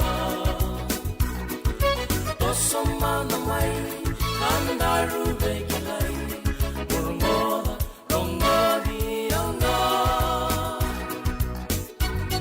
alveri ngalili yawa mai vekemuni kambu yawa kina korosi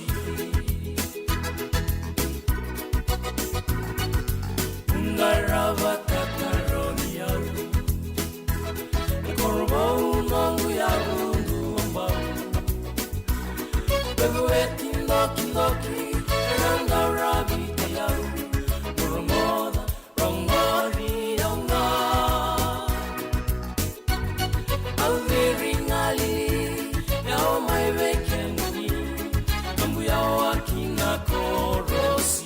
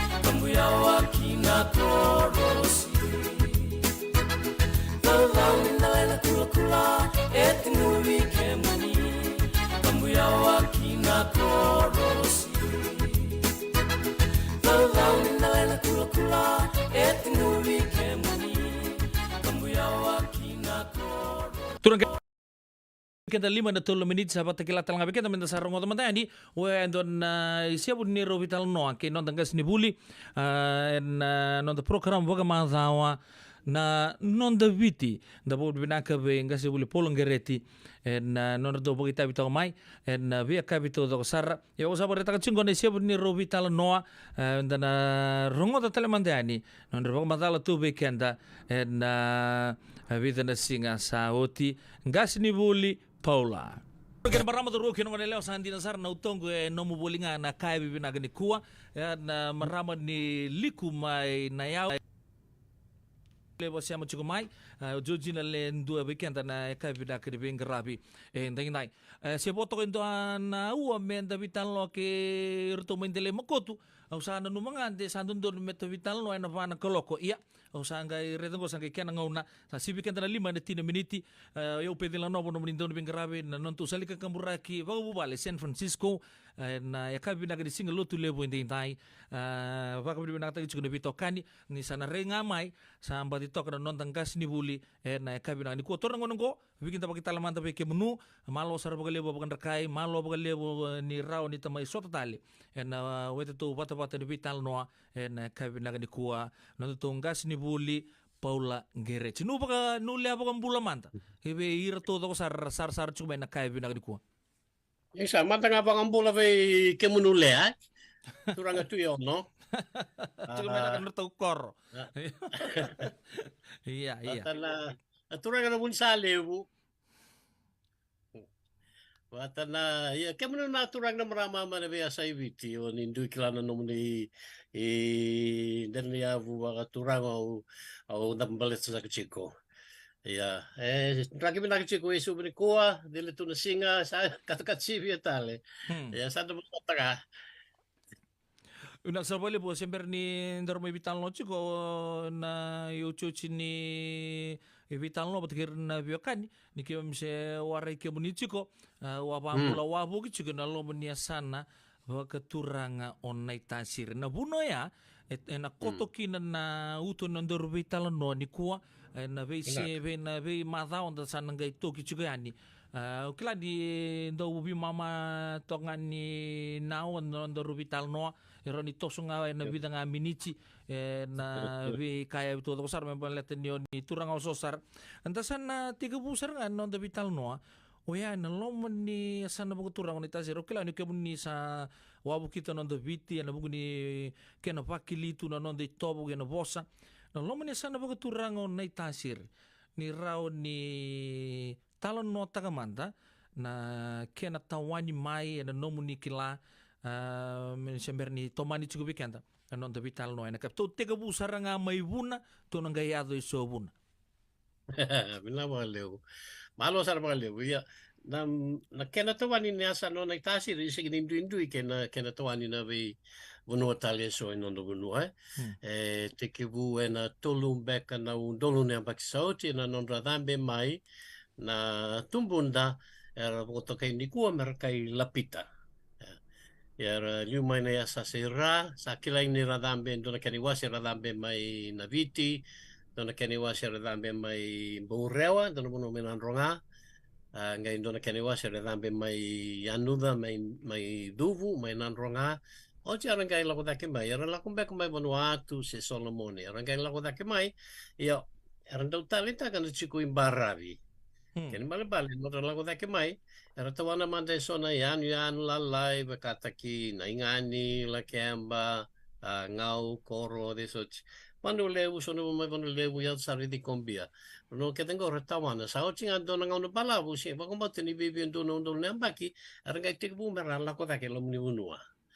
Ya sama tanang nga niwer na lako ta kilo muni bu noi na tasi ri wer nga nga unaya rono ndo nemba kisa uchi wer nga mai na ya sa ko sa na be ya na be ke do re oni ku ara nga muri ta ke na wai ravanga ra bunu ni tei era mato tu wer wai tu ya ke la na ngoli na siwa na ka ke de meta wai tu ke na soko era ke na ndau kina Io era stato un numero come era stato sta capalela e me le non robono ni te uvi che non dalo che da soci saranga ngole da ngona ina sing ne ona tasi na wai keve na chumri wai mai non ranga na ngusni tumba mai ba andreketti mai bono levu ya mai na wai levu ka sa na weekend ni ku da reva na ndina na wai levu ko ya da ne no verata wai levu na ya na corro ci con battini wai vuole catina usori ya da no verata wai levu battini wai levu ci con battini wai levu ya nga muri da ken gorri non do muri da ken ora ken da levu na na kai era tale ta come pakana bonuni tei pakatanga ken na ubini veikau ora kan ubini veikau e ci ko ra na keli mai na ubini veikau e sento sing ni oda tale na tea e de tea senga ni wakana te ubi na kena rendre na kaile na da soti kena manu so me wakana wakani veikau le utanga kina so taranga na manu ratu na ngone arando kania me wakana ngwado ndo matagali manu wakana kalabo ka levu na luia dona matagali manu pakatanga na kado e kalala e na kalabo bosata e do kuninga e batini wai e levu na manu buka na ve matagali songe na ve matagali remba na tava so tu e na lomni bunua ya na kabe kara ko bchiko na tawani ne asasa baka na tasiri yo mi usuko tale manda membaleta na dona kamenda blende kila kede di chini ka bani asane non da bunua Chini wili ki noro tu mai. Yo, dona ka boka dala ikenda boka lewe enda numu chiko. E sobe kenda enda numu chiko ni dunia sana e dona kena bosa. Ya me boka usaba mota kena mada sauti mada mbeka ilu. Na yasana kede, ko ne asana mandanga na asana lele indua au na mosimbeka se rua, klau na mosimbeka. Chini boka dala kena bosa, singin indua. Chini pakadada na bosa mai na mosi, chini pakadada na bosa mai se rua, so tala na yasana e rosanga bulu, me pakata ki bua, vivi rosanga bulu na kena bosa, yasana levu, pakata ki takonrobe, tai levu, na itasiri, e tolu sanga bulu mbeka na kena bosa. Gori mata ina kamenda kila, sing ni dua na bosa baka na itasiri, me rombota na yasana na itasiri. Iyo, dua tale. Na bonua sa doko bata ni kua me yasa no ni tasiri engai doko bata wana ngango na chini ka diwa basang bulu pakadata iliu e roots ni asana e chiku na sano ni tasiri chiku tanga yasa no era ni chiku dolois se doli bulindawa dolois ya sa uchinga chini ka diwa basang bulu pakadata sangai doko bata endo ni asana kin mabali iliu Simberna chini ka diwa basang bulu pakadata vive chini ka walum beka ni asan iwi chiku e tolu na dolo bunindawa dolo na bosa ke dolo koe bolikachi batukola nandari batuen da yadan chico asana ngori sangai doko bata ke na asana taleso sangai lutu so bana wili asana me sa chini ka va ene abaki chini ka diwa basang bulu pakadata kena karua, kena katolu, wasata. Menda na numutalinga ni yasana sing di tau ya butaki en sing di yasana keve sing di tau ya butaki na bewe kani baka bunua. Enda na numutiku ni bunua keve ni yasana na tasiri era bunua baka na tasiri mabaka era baka ronga buana turanga nanggar ni wala maina buso. Ya sing di bukakina. Era toko batanga na ngono ba kolo ni na lewanga ni kaiwala ngira viluta ke na ngonya. Ni ola ko dake na ina lomini asana na tasiri na buno njina ba na tasiri o kalambu tambabua na boso batke na korobe bolkachi ya no ya to i nangali batke lomai buna gor sa sing di buno ba na tasiri. Ya sano na tasiri sing di buno ba na tasiri. Buno ba no mai buna chiku talanga na buno ba ko ai moro chiku talanga na buno mati lambau chiku na buno ba turang o nambai tavo o rara o wai moro leble chiku na wai moro mai kana yasano ni tasiri wai moro leble ke wai moro na uldavu ke chiku na buno ba turang na muera na buno no e malu ini da ya sarita ke na wai ni mala e senga mandangan de roboso baka yasa sa irake me baka na levu na buno na sano na tasiri e roboso baka yasa sa irake ya nyo sivinga na koro o sawani kula e no ni mala la ko da ken gori na buno boso ke den gori e sengi boso baka yasa sa irake boso baka yasa sa irake ken bambale e vewe kani ke no boso baka nanronga na bosa serua take mo mai sauni kula ke wili ki no matoi levu o corvo o na rokorokiawa o na sovere o na sava tumbarua o ke na korongo era sing di boso baka ngai veis e o bovikia arai era kaya o ilaka ivai o laka ivai iyo na lako ina bosa kevin gori bosa wa kaya malu e ruchu kana kena bosa wa kaya malu ke dake sar mai na corona sava na bosa baka na lea bosa baka gori baka ke wa utaronga o deni adamu okay baka na tasiri o deni adamu baka waindina o deni adau yo ne wa ngai sa unikula sa o de muyada yo lago dake sar na sava sa o sei muyasa Sanchin.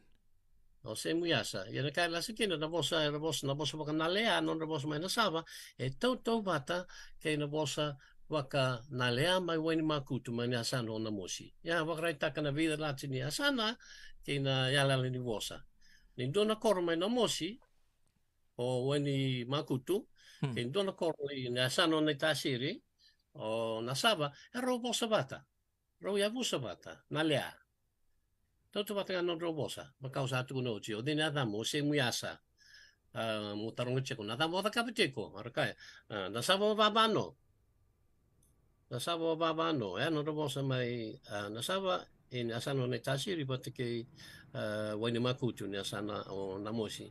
Ya ndine rondindu ya sana ngamba rondindu udiwai. Ne asana ya buta ke nangarabi ni rokotui ke nambuli mana vonora wai chuchu kina. O nga rondindu ya sana kina. Ya musa bata, wosa bata. Yo.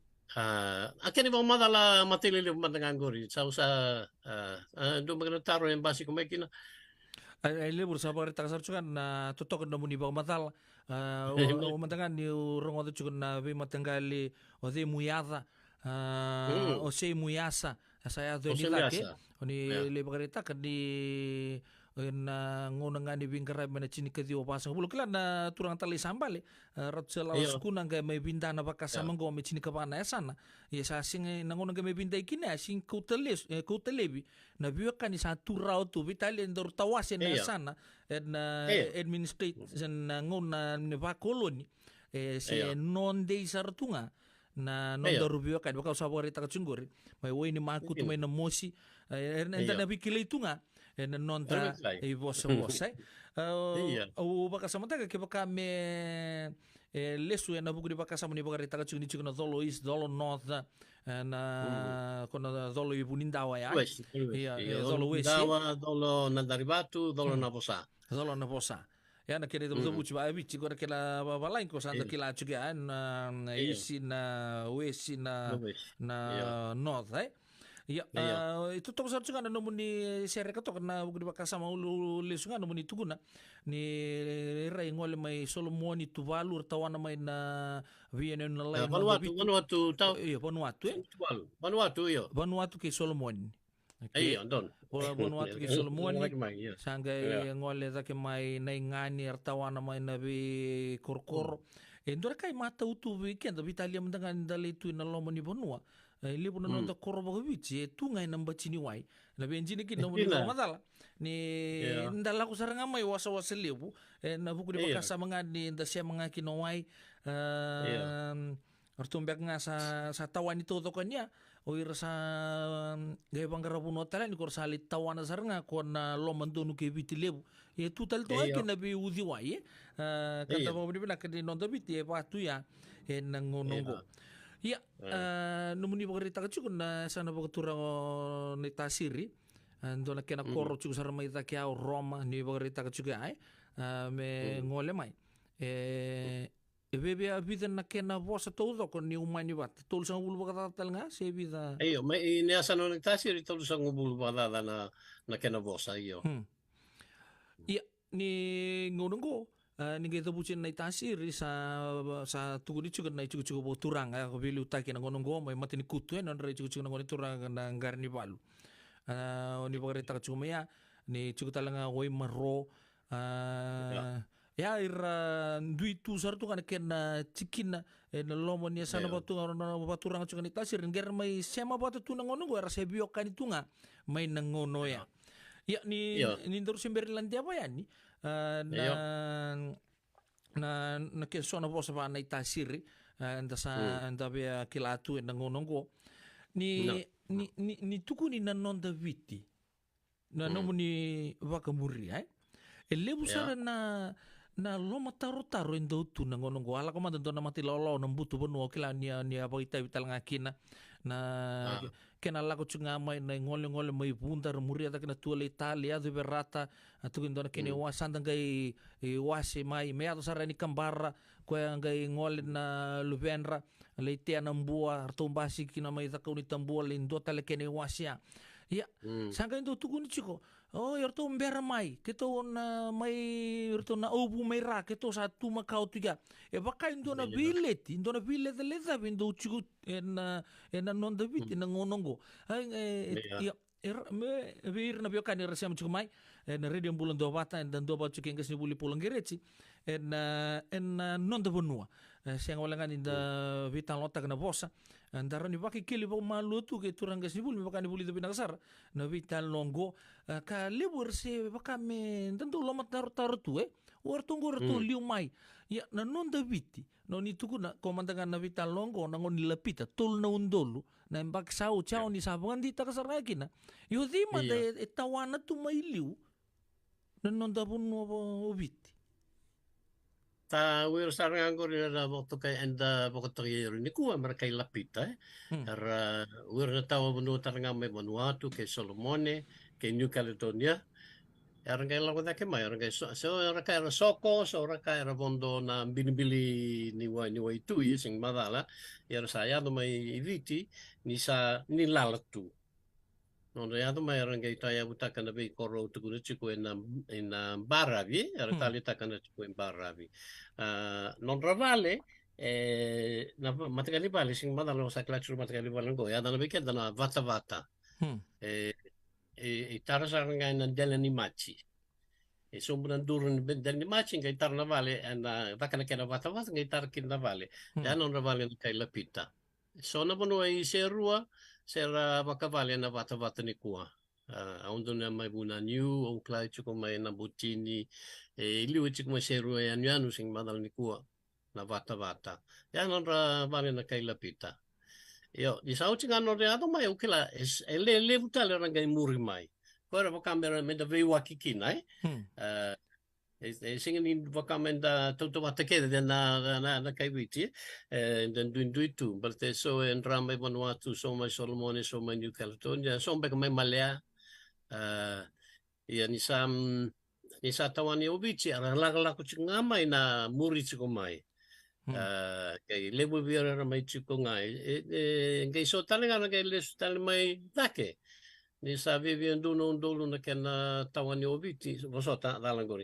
ni sa tawa dumbe kan andro niamba kena tawa obiti sa li tawa tali Tonga Samoa Futuna Walesi Niua tuptap ke Niua o ya sa di Samoa rotuma talaga inge muri tali pakalila rotuma tawa yani na may Vanuatu Baravi bak Maduata wer saranga mana Baravi bak Maduata tawani rotuma Chico na kani bakan ding na boso barutek ay sema saranga na boso Maduata kani boso barutuma iyo na Tonga pat ki Samoa rautawa yani ina yatu lau ke Vanuatu dake tavi uni Tawake Sangani undu de kombia na bono ke tengora na kai lau ka saria ni baratawani Futuna Walesi Niua yado sari Samoa sarangay chico nga na nondray chico bo angay viso na nondrobosa kena nondray tobo ko and then duinduit kina ni kuha iya ni dareta nga nondray tobo may Samoa ke Tonga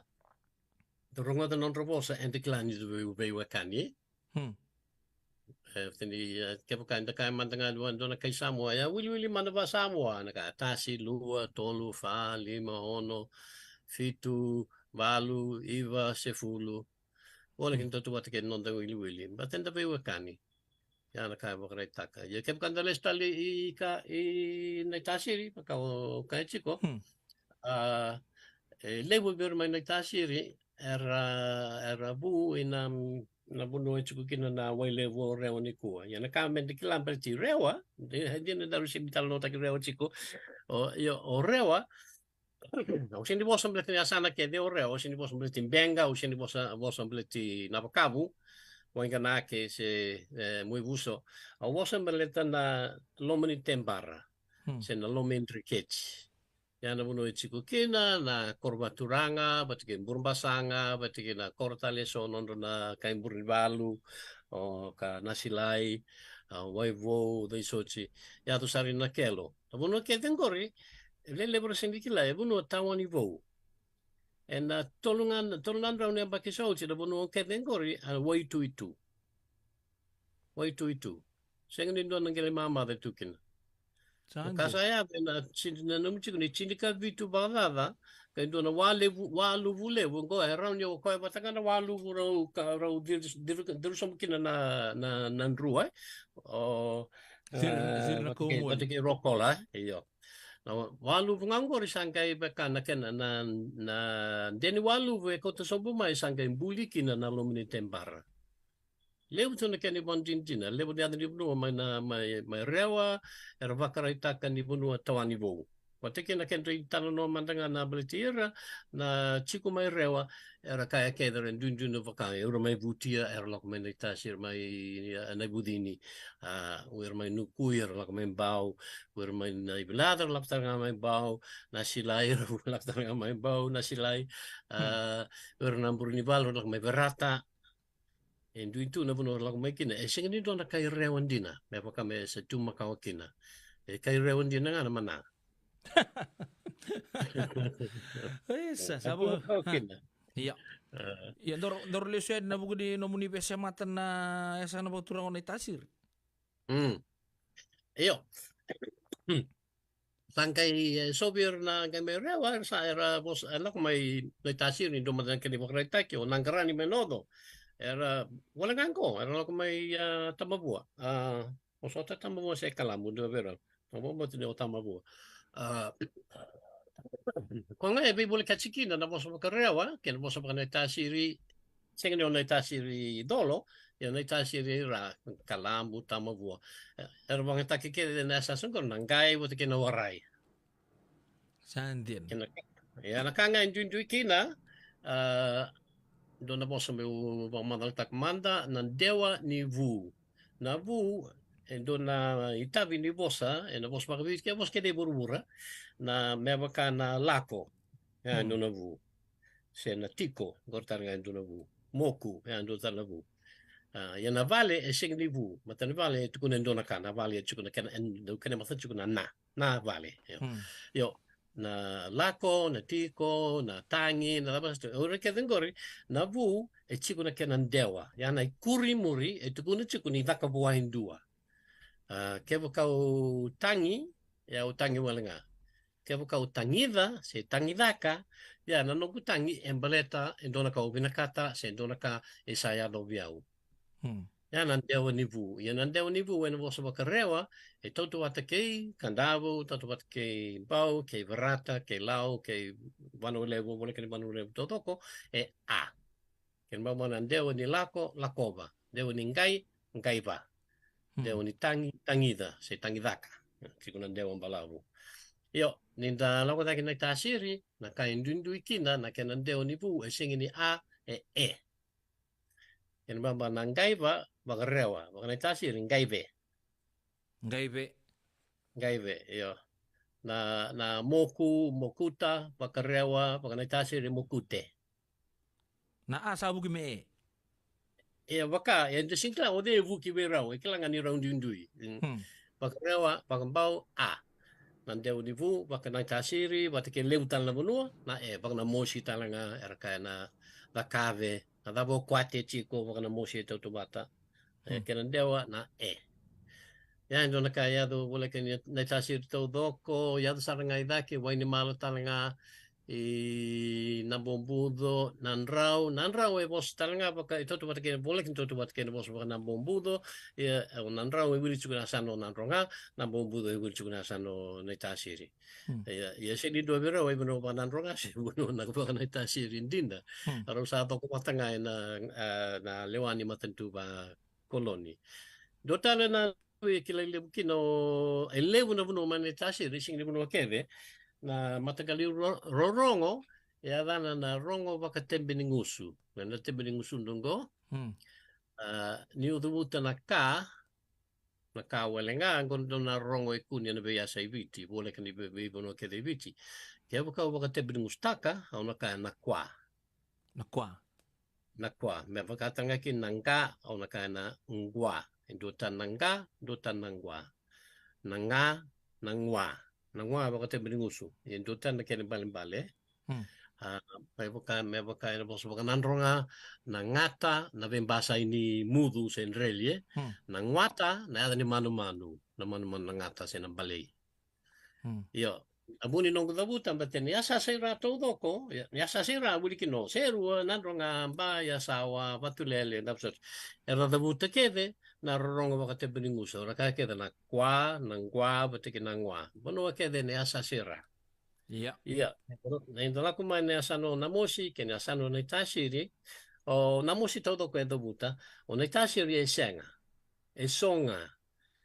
Era da buta na kwa, nangwa batiki nangwa. Tika bumai nandrau nambombudo iyo wili kino muera o waimaro rurua. Iyo ni sa lokso bumai sa lelei mai sa mate lombau sa senga na kwa. Yo ya mai lomai buna sa senga kin na kwa nangwa. Gaya sari tambabua kalambu nabuso buno ketengore sengkina sa yali kina. Ya na rorongo bakate beningu sungori kuni ne asa seda ke buno nga usada butangori so buno namoshi so buno ne asa no ne tasiri patake so tane na buno ne asa no rewa me bakata kisuba e suba na suba ke na bosandina na ngwalo ne akabi iya patake na dabutan nang gwangwa ken ba mananganga Iba malioka ya ndo kai ikilaitan kin esona buno mena sano na tasi ni chikuna rongo pakate beningusu yeso esenga so e warai evalu e warai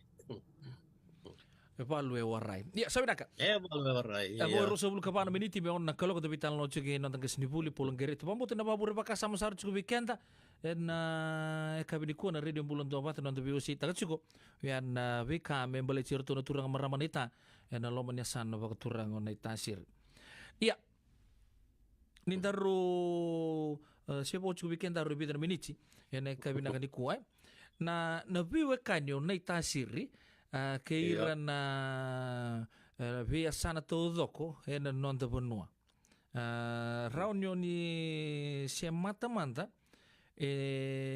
nindo dabuci na nrobio kaningo na vitam buki na zabo socia endo se machikina kena na zabo na sotal na bio kani enda rao ni ndo menta kila ona tasiri bot girtu na bonia sana nonda bonua Yo, mateni kamu kau tu nama tahu so ten sini vewakan ni asana na kaba balang ya. Oh, vewakan kan na bunua. Vewakan na bunua.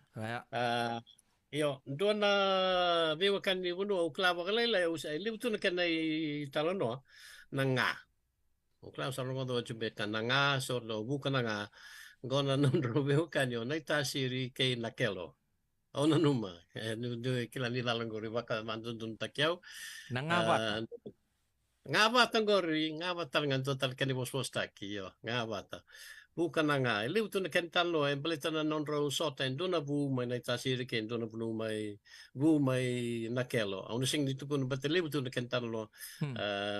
Bina kumberendui na barong wera be kila berendui tarungan na tukandra. Sena na kenitalo vira. Yang gori dona vewa kanindina makawa na tasiri bat ke nakelo. Ngabata bukan nga. Ya singot taile buto do ka na chigi na nakel. Ya, nakel nga. Iya. Nakel. Ko igner do bi kadi ang bulo binaka opa na nga ya. Opa na nga gori yo.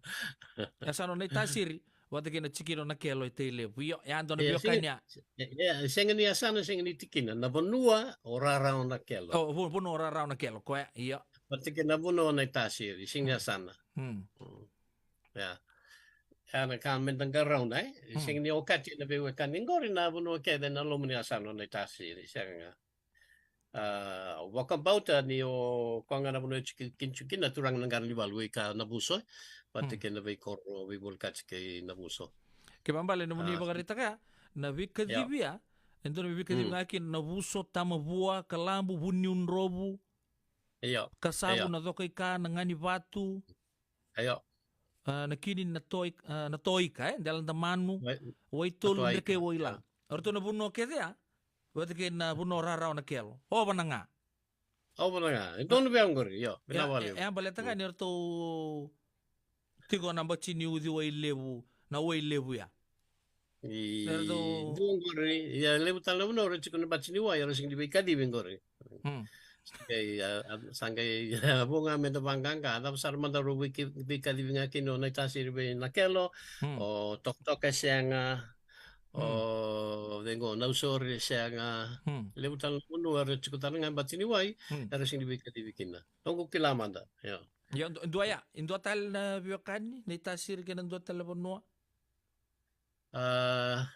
in dua na tasir kembau na tasir kembau na kenita ombau ya au sing kilase robe ka divina tava au kilanga no na tasir tau soli kaunivale meba kana batani tawake na burile mai bau na kenan duru au bau tanya kau mai na tasiri ya erdo kai mai na tasiri angor sing ni pakai taka sing ni do na kenan tambo selama takangana bebosaki erna kai makuto na kai na tasiri mera kotsombo na kau patike na so na kakana talangar do kotsombo bau sangai do kenisau era nangon mandanga ilu na maram nimbau ko en rede iyo ko era do kai na bunu era lebu na maram nimbau er saba ko achi ena bunu bakana tasiri se wai moro rete nei bakande ni be wakani o ya kur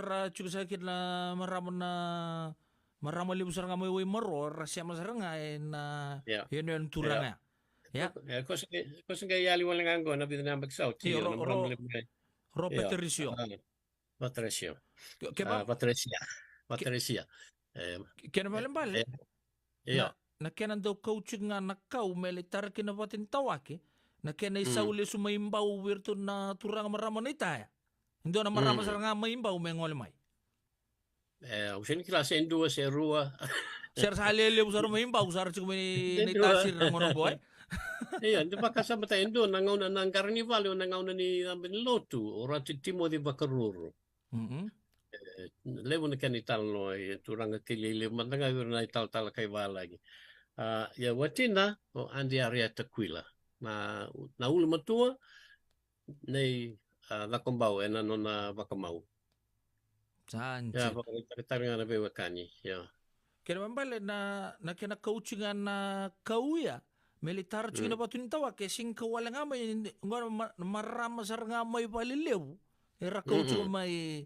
hinay tasir meron may bakandita ni bewekan ni ya sing ni bambau tani basar nga ngor may sa tabo nga ilom ni rara na kau sangkay kau may na marama ya okay ngor inom do kau even ito marama sing bambau tani to ngor ela sar to na bugi kau chunga ni orto na kanta may tasir Nan romo tali ombau. Sa kan matala si ato chumbianga ngonong go ya tapu budi bina kacing damai rongo tu ele na itala noa member letter biokani na ngabata rarau da kelo ke na buno ni tasiri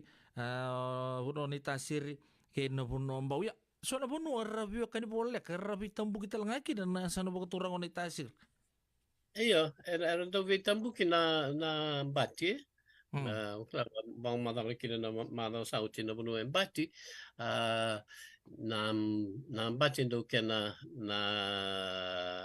na ika berton turang do kena na buaka ya tambuni da Canada le chico la ko baten na kani waitu ina ika bat kena galu na bakalolo ya sing no ba walenga berata talenga orewa chico na bit matakali witum bukingo bat ke so tan bunu mekanda bu bakaurungoda ya baka ya buta ke na bimbatiki sana bitambuki ya bike mam kita mai lau isang bau kita tuh sa falangan ya sang bau obi kana soloy o kana soloy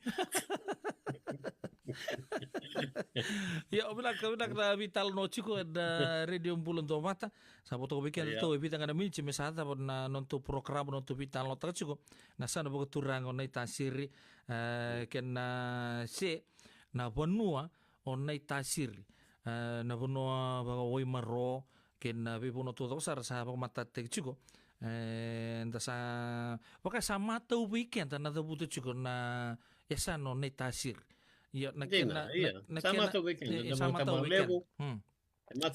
matau tanga weekend meten dua chico na kena tim ni rugby Ya kaya wasi baka matay lalay siya nga ili usar na tim ni rakabi itu dan nonton benua. Tila. Iya. En buku di baka samo ya. Ya na po sa ni tasiri. Doon na buno wandi kepa na loman ni asan si na buno ni tasir be bosa ndre may na tasir to ko be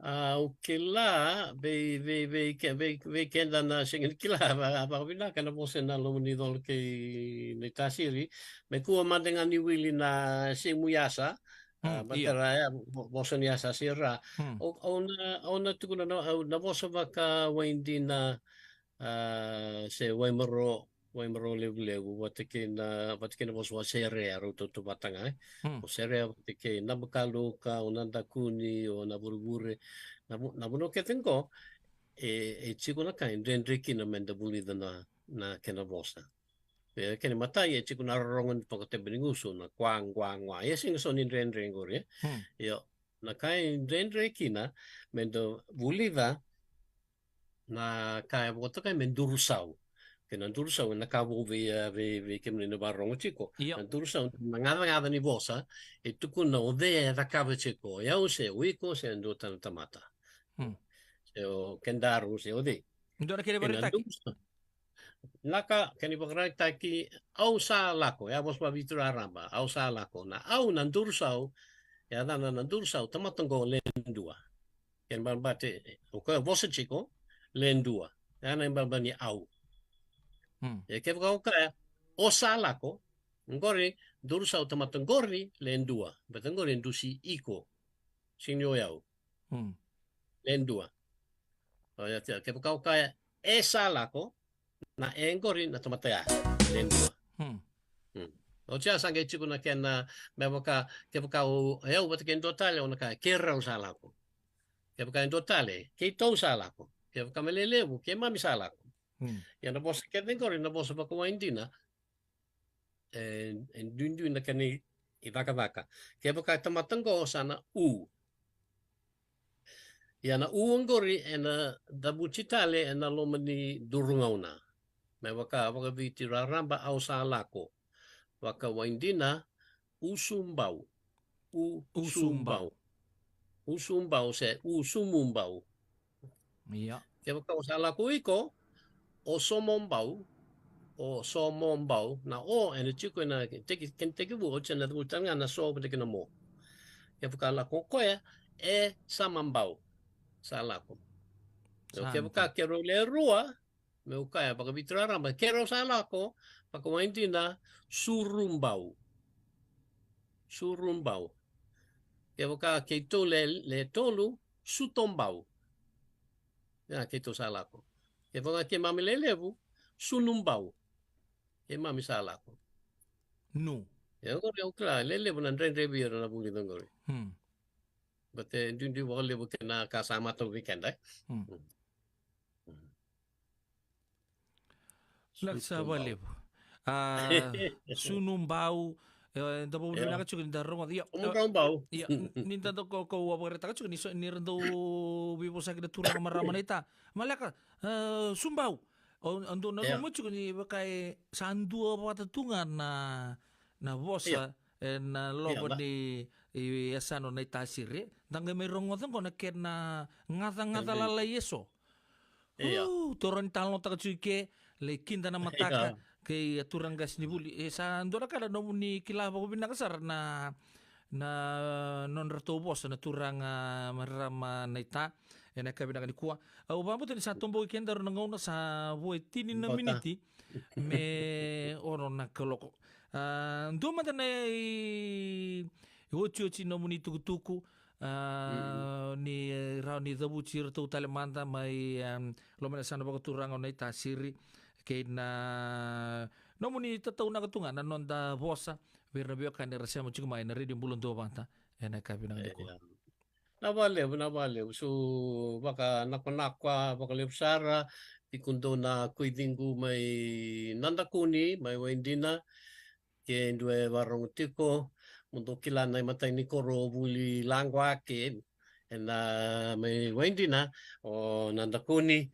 su tiku be nengu lei lengu vosota lengu baba o bailato randamanu na vale amaro e tiku yang gai mabuli dio mana nenda langua o maro valeu ni su buli na ken langua nui tak vi kendo na beba noi viti wili kena na lomni asano na tasi moni maro e ba na konomni boso van de otaka virna lube muni se oni tiku isu viti se oni tiku mana koro se oni tiku Amerika se beno bunua van de otaka na boso virna mande ken leusa na sa boleh turang nama ramah terbu kina ngone leo sa tapi kan nonta vitala noa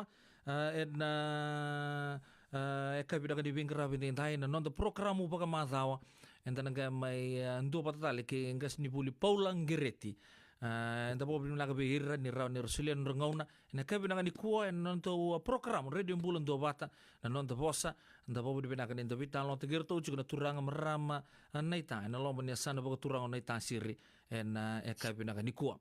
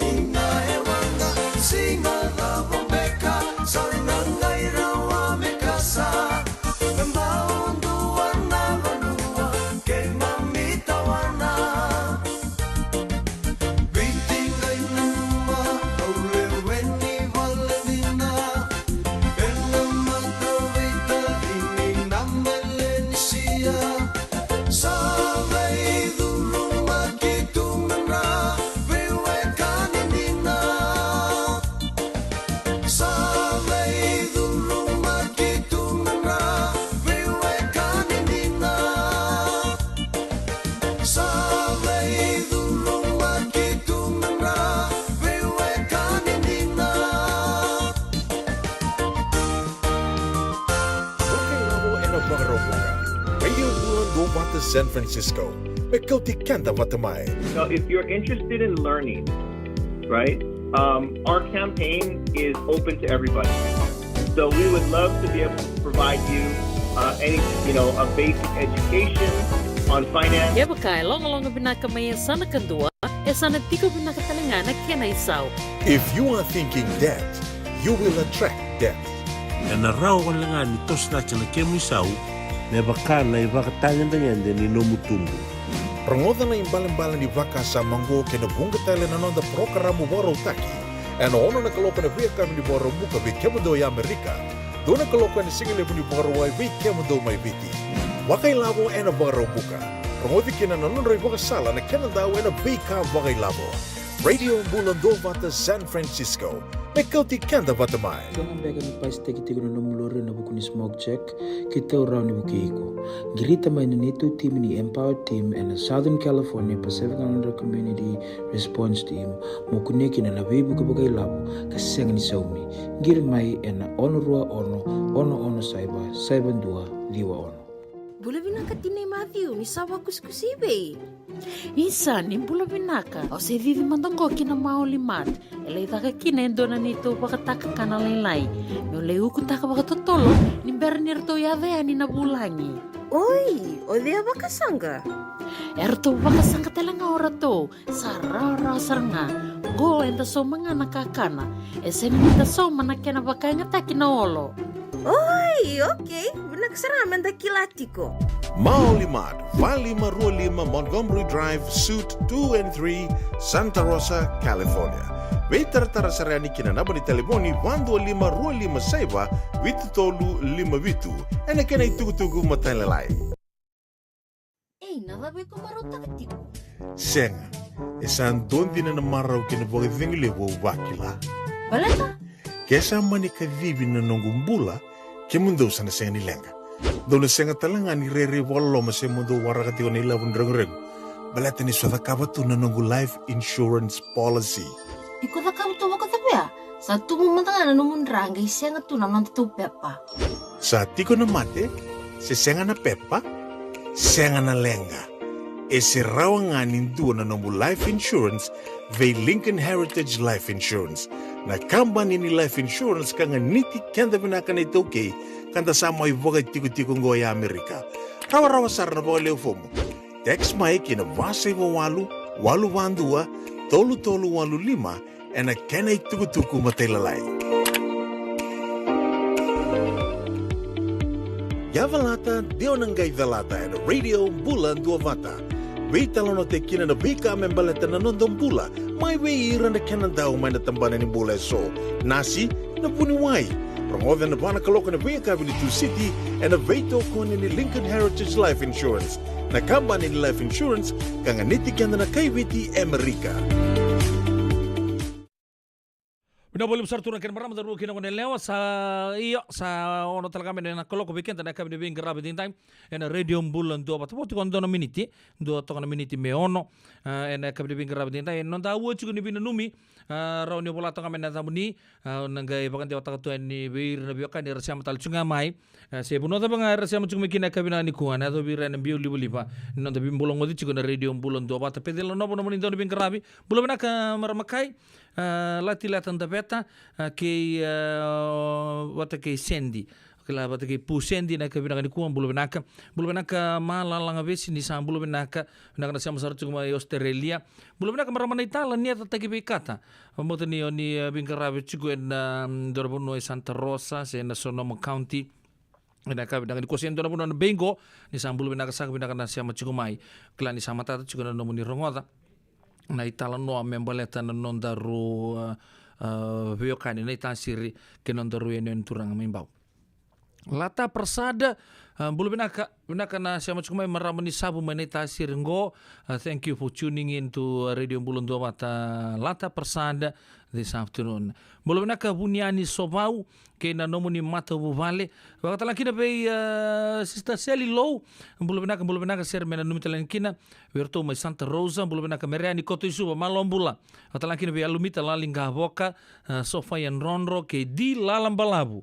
Binaka na nomundo wito kani tong mai ena eka binaka ni ko mai Fairfield ona bang bula chugo be Triza T marama kai binaka na sema chugo mai na eka binaka ni kuwa watalang kina be iran na mai na korturanga mai Sacramento era da utali taka boga libu sar chugo na mada tim Sacramento Kings ena eka binikuwa watalang kina be marama tanggali para usar tungango na kena kila bagitu na mate timo ya ona pa mo talchunga pe ndona nongo turanga matanggali na ngole listele ni na nonda puno lo mani biche na bongi binanga ni kuwa turanga mata na sa bole buna mai bitoka ni boli turanga matanggali marika tibitiki pambula sa chuga na chuchu turanga na isano kono kono chuchu na ngoni turanga ratu na nonra ngas seranga boli lebungo ra mai bagata ngi boli na puno lebo merke realistal juga dia nonton penuhan bong binangan di kuah na sangat ngani sor na women ku iturang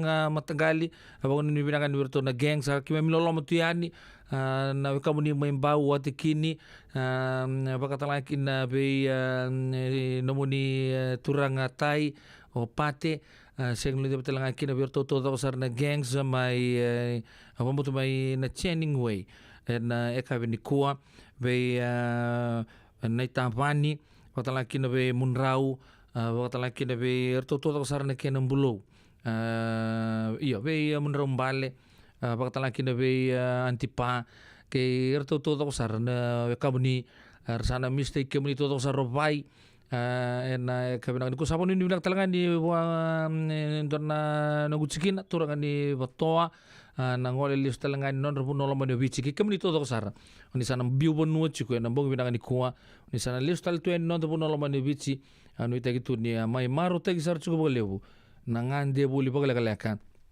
na kabina ni kuwa baka ni binang talaga be chowe liparo mai lambasa e maduata kolambasa na korni seni rosi isa gona daw ni delay na kula-kula boleh katalangan gitu sana go Warriors to na may sangasar sugabaw ko na King semerto na gangay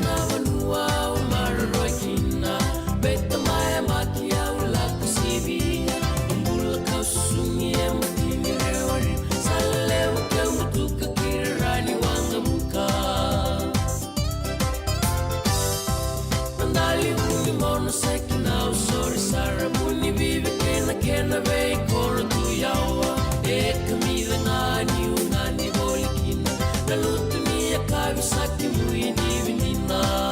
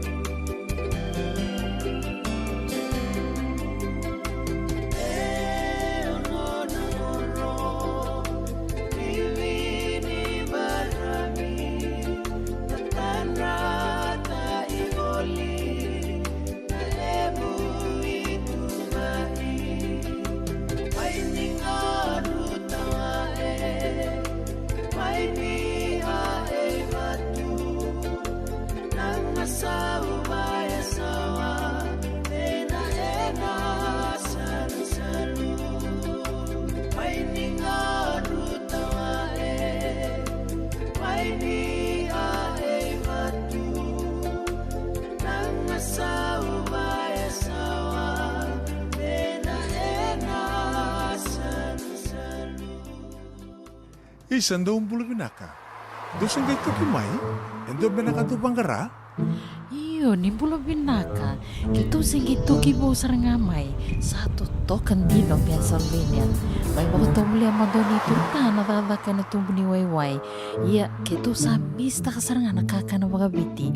Kito rongoda, nito kendo na stonda ulit kikenda to kakana. Iyo, na Fiji Cover Store. Toka saranga ilibori. Nakakede tukina. Na Fiji Cover Store. Kau te viti mai voka leka ka voka se butaka na bona nalo. Woli te kitukina na tinika, tini bulu makau, Taka's ice cream, na mateni, na ika na mbele. Yado kina chase ni gunengona, na twisties na bongo kay na bean, kay na bunga tali. Sangay lebu sarangan ngona karyang gona binakadina. Ngay indolo mo talangango na nondato boutique. E politiki na isulu kanta kilaita ni kina daga dilinga karami soli boy loloma. Wei kemuni mai Pennsylvania, kena vebu no boleh kata. Era talangani wakau tanga mai na nomoni ota na telefoni se email, kara tau nangai wakau tanga na nomon do boli. Yana Fiji Cover Store LLC, 100 South Mount Vernon Avenue, Uniontown, Pennsylvania. Nabo ni telefoni vitu seba vitu, wadi urua vitu diwa vitu ono, se bandu lima tolu seba vitu, diwa rua vitu tolu, se email kena Fiji Cover Store PA@gmail.com. Nungu chisu nungu banua. Dorongo de na vima maniono kina vitu ene kawni bugululu be kemda we California. We mani rua ene kavi kina tolu ene singalewu ni lotilewu we kemda we viti. E warotaka na New Methodist Christian Fellowship USA. Rongode ene Radio Mbulando vata San Francisco me kauti kenda vata mai. Kina nomni bakang takana liba ena nomdo wale Empower ena Southern California Pacific Islander Community Response Team e bakaro takana program semni somi kuiko ngirmai ena ono rua ono saiba dua dio ono.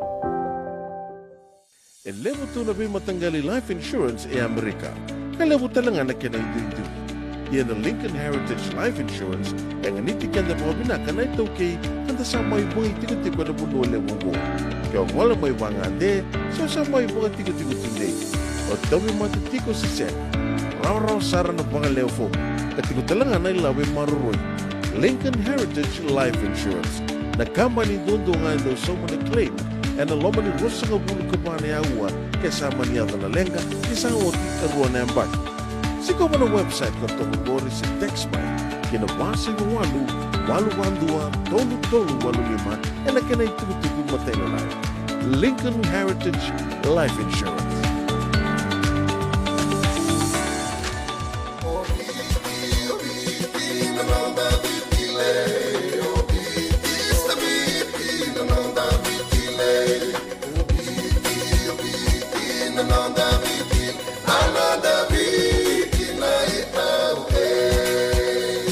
Na nonda biti, ke ngasini buli paulange reki. Rungodi ena 5 na kaloko ena kabini lotule, ke mundo e Amerika.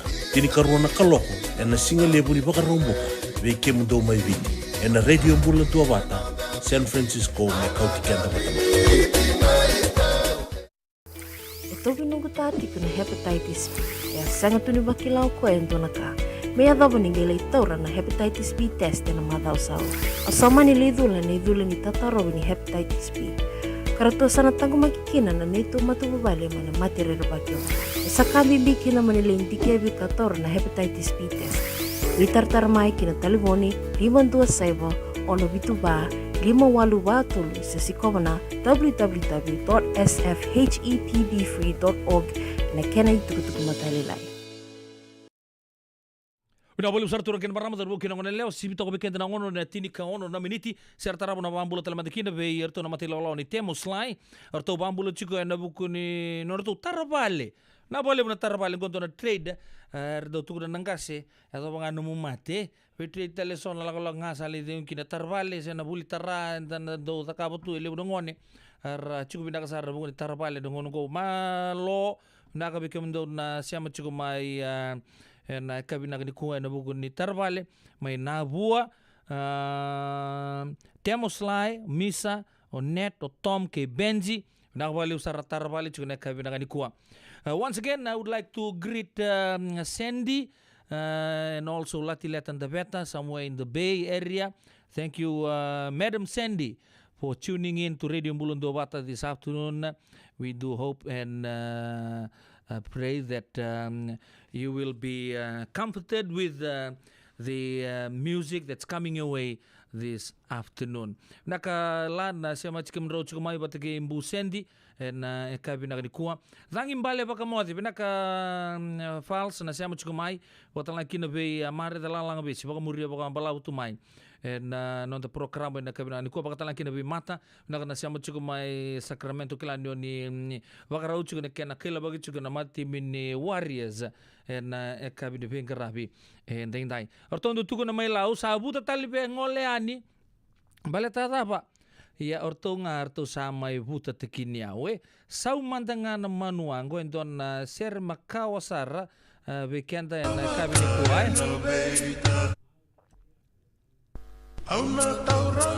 Au na torande na nonda roinaki matalau tu di bangko au sabuta talibe la kilau etapa orto ngarto sabuta tekiniawe wele amalo ambula Malo mai la kemba Chapu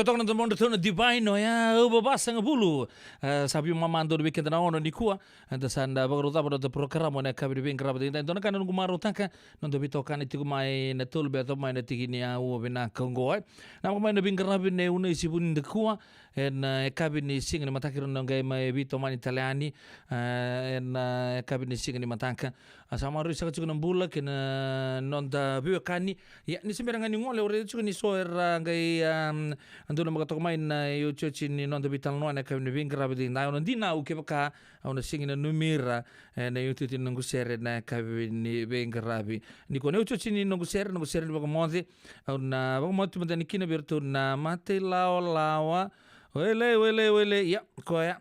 Arto sanggai le pura taki mai. En kabini kua.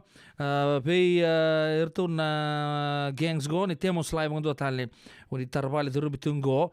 Mai na bua en kabini bengarabi. Ni kua. Anda sare tani orang kai. Na baka mo tani bikim do na mati lolo ni temos live. Verau na bembuni. Lati-lati da beta baka talang kina be Madam Sandy singa be talang kina be malalang be si mai serne me da banang unan tanang me birong odin dom talakina o pedil no no ni dom be ngarabi ni buka teng benaka mo de mata na we kangu ino ke ngarau ayandra